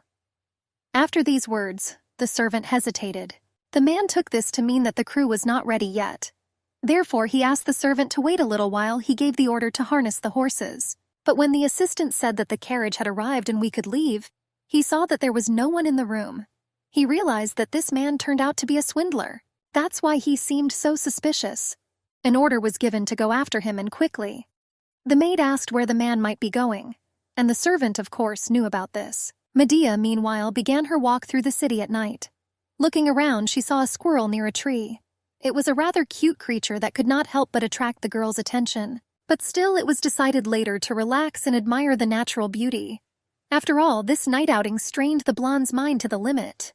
She needed to gather all her will into a fist and strain herself as hard as she could. The coming full moon indicated that she had been kept locked up for 15 days.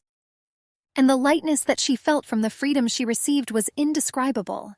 Understanding the feelings of a prisoner kept under lock and key for about 15 years now seemed quite simple to her. The girl thought that Psyche had also once been locked in the basement for a long time, and when she finally came out into the world, the sky became just as starry for her, and unusually pure as it is now for Medea. The blonde went to the shopping area where many people were communicating with each other. Almost everyone seemed to know people who visited these places. The girls saw people there who were looking for someone, but the locals told them that this man was not here. Therefore, those searching asked to tell at least something that could help in the search.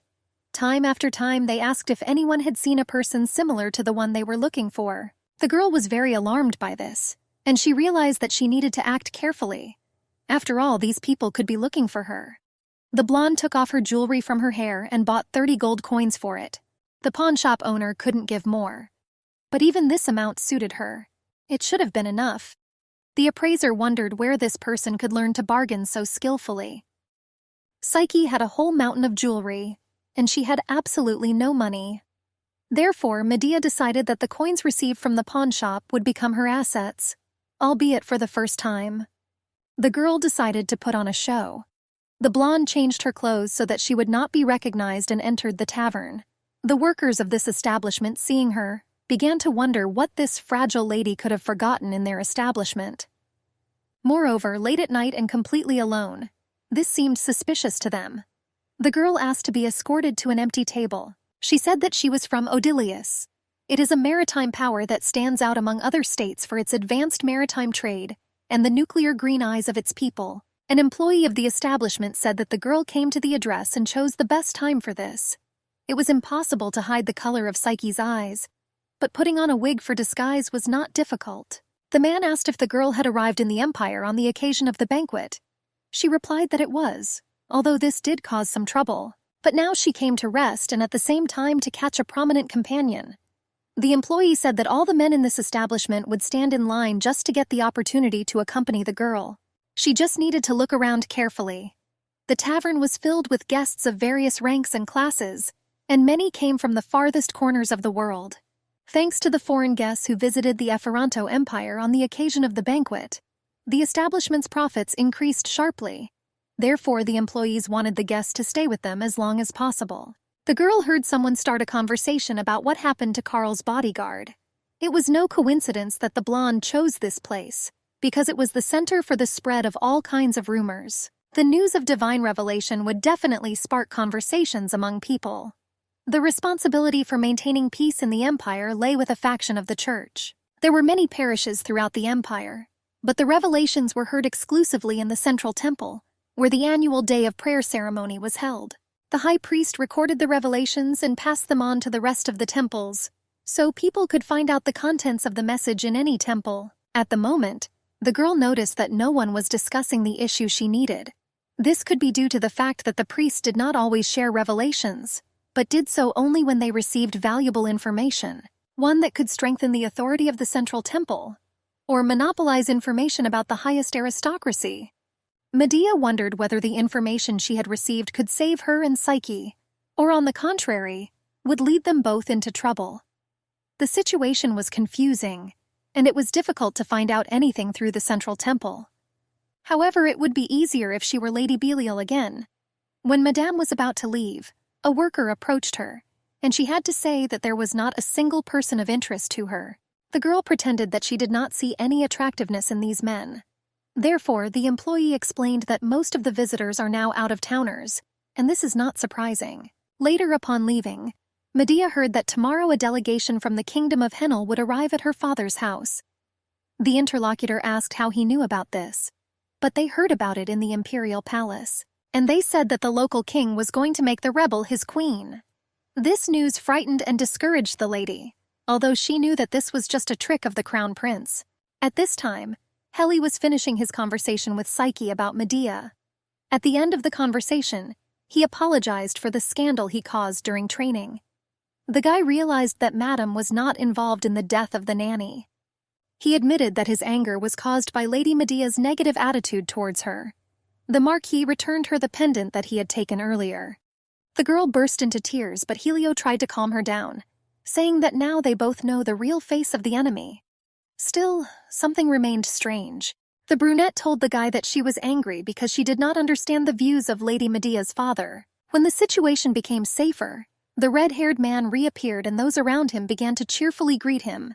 They said that they had not seen him for a long time. He asked his friends if anyone was looking for him, but they reported that they pretended not to know anything. Medea, passing by, heard their conversation. Duke Belial abused his daughter for many years, even to the point of killing someone dear to her heart. And even now he tried to bargain with her, like a soulless commodity. Medea wanted to teach her father a lesson, and thought about what she could do in this situation. The guy became interested in a passing girl, and his friends noticed this. It seemed that the parents hated their daughter for her worthlessness. Therefore, she hoped that learning and achieving would help gain her parents' attention. But her decision led to a complete loss of meaning. Medea did not understand when life became like this. Her father insisted that she get married this year. She recalled how those around her discussed her break with the crown prince and the local king's decision to make the brunette his queen. The world was constantly changing, but my father continued to mark time. The girl also remembered the nanny's words when she advised her to run away. At first, she thought that the nanny wanted to return her to her old body. But, apparently, the woman actually advised Medea to get away from everything and as far as possible. After all, danger awaited her in any case. In order not to be caught, Medea decided to quickly run away from the crowd of people. The red-haired man ran after her, but she seemed to disappear. It seemed like she had fallen through the ground.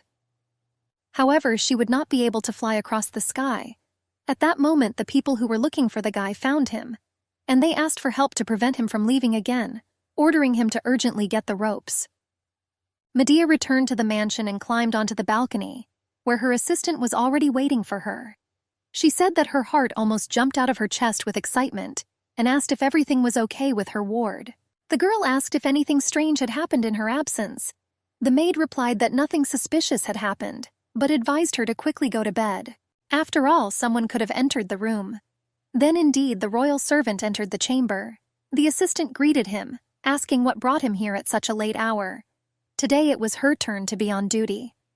The servant replied that he wanted to double-check. At that time, Medea was already pretending to sleep like a baby. He also asked if she had any symptoms. The assistant replied that everything was as usual. The girl realized that she would definitely have been caught if she had stayed even a minute longer. And I began to wonder if this small victory meant anything. After all, despite careful preparation, she only managed to get closer to her goal closer tonight. And Psyche herself would hardly have been able to survive in such circumstances. In the morning, the servants began cleaning Belial's house, realizing that even one speck of dust noticed by the Duke could send them to the next world. Some were already finishing their duties. Therefore, they had to immediately go to the gates of the estate. Medea sat in her room waiting for the king to arrive. This thought made her sad. She understood that this great day had come. The prince was reminded by a servant that today the king of the kingdom of Henel will become engaged to Lady Medea. Time seemed to fly by very quickly. The guy had previously written some kind of letter, and now I remembered the time when several years ago the decision was made to form an alliance with the Duke's house. Their families organized a formal meeting to discuss the crown prince's marriage. He understood that in the entire empire, or even on the entire continent, there would not be a more harmonious couple than he and Medea. And during one of the first audiences, she had a very joyful expression on her face. After all, she was always greedy for power and calculation. The joy on the lady's face showed that she had passionate desires and high ambitions. In these eyes, even the prince himself acquired the label of a tool. Then it was a way to rise to a higher level. The guy was sure that Medea was the only person who dared to turn her predatory gaze towards the heir to the throne. But the servant decided to please the brunette, and he told him that she had plunged headlong into chasing mirages for the sake of the Duke. Therefore, now she was no different from a pathetic doll. The situation took an unexpected turn. The assistant suggested that the prince write a congratulation, but he understood that it would not be appropriate. At the Belial mansion, servants were preparing to receive wedding gifts from the ruler of Henel. They were brought chests with jewelry and clothes. Also among the gifts were paintings. The assistants tried to carry the gifts very carefully, because if they were dropped, they would not be able to pay for them even in their entire lives. There seemed to be no end to the boxes of gifts. The Duke could only put his signature on the document given to him. This time the king hoped to receive a definitive answer. He asked the Duke not to be offended and to give him time to understand whether it was worth starting preparations for the wedding. Belial replied that for him, one meeting with the king was already a great honor, and signing official papers was an indescribable joy. The king added that the material side of his bride's father's agreement would certainly please him, and he understood what was being said. It seemed that the Duke's dream had come true. The kingdom of Henel granted him the equivalent of royal powers. Northern diamond mines were also donated. But this is only subject to a guaranteed wedding within the next 6 months from the date of signing the contract. Minerals were the kingdom's main income. But the king, without any hesitation, gave the Duke one of his largest mines. And if Medea does take the throne, then Henel will certainly expand his influence and his territories. True, such generosity made the man a little wary. The king asked whether it would be inconvenient that important papers would be signed with him. But he replied that there would be no problems. Medea, a potential bride, did not sign a contract directly affecting her future. And all because it was concluded by the father and the king. They agreed to each other. The Duke said that his daughter's opinion was not required, since he himself agreed and had his parents' blessing. The king agreed with this. The servants noticed that the Duke was very happy that day. It seemed like he was having a holiday. But he didn't even think about what was happening and the feelings raging inside his daughter. The maid told the lady that they were preparing for a funeral, not a celebration. However, the brunette looked great that day. The girl kept thinking about what Lady Medea would have done in her place. And for some reason it seemed to her that even she could not do anything. Although it was possible, for example, to prepare for the murder of the Duke, this is exactly the approach Heli advised her to take. And although this approach was unacceptable for Psyche, it was the answer to teaching the Duke a lesson. This approach was quite delicate. After all, another way would be a direct attack. There were many other houses in the empire that were ready to personally raise their pitchforks against the Duke, and it would be easy to drag them in during the investigation. But Psyche could not understand why the guy was offering such cruel methods. The Marquis replied that the House of Belial could be overthrown at any moment, and then there will be no one to correct his reputation, because the Duke's wife was very ill, and the guy himself in this house was considered a stranger coming at night. And even more so, the respected Psyche Polly will not do this. After all, she knew absolutely nothing about the internal affairs of the ducal family in the guise of Lady Medea. There seemed to be no way out of this situation. Heli didn't like it himself. His girlfriend did nothing, perhaps because a wait-and-see attitude was taken in the hope that everything would change. But the last chance was missed. The guy asked if the girl had another idea that could solve the problem. After all, he and Medea existed for too long, guided solely by cunning and treachery. Therefore, they did not know anything else. In the evening, the girl's father came into her room. He wanted to know why Medea was keeping their guest waiting. But the brunette was trying to figure out how to solve this problem. She wondered if she sensed injustice here. Psyche did not expect that the brilliant Lady Medea shared the same burden with her. It turned out that the girls' lives were no different from each other.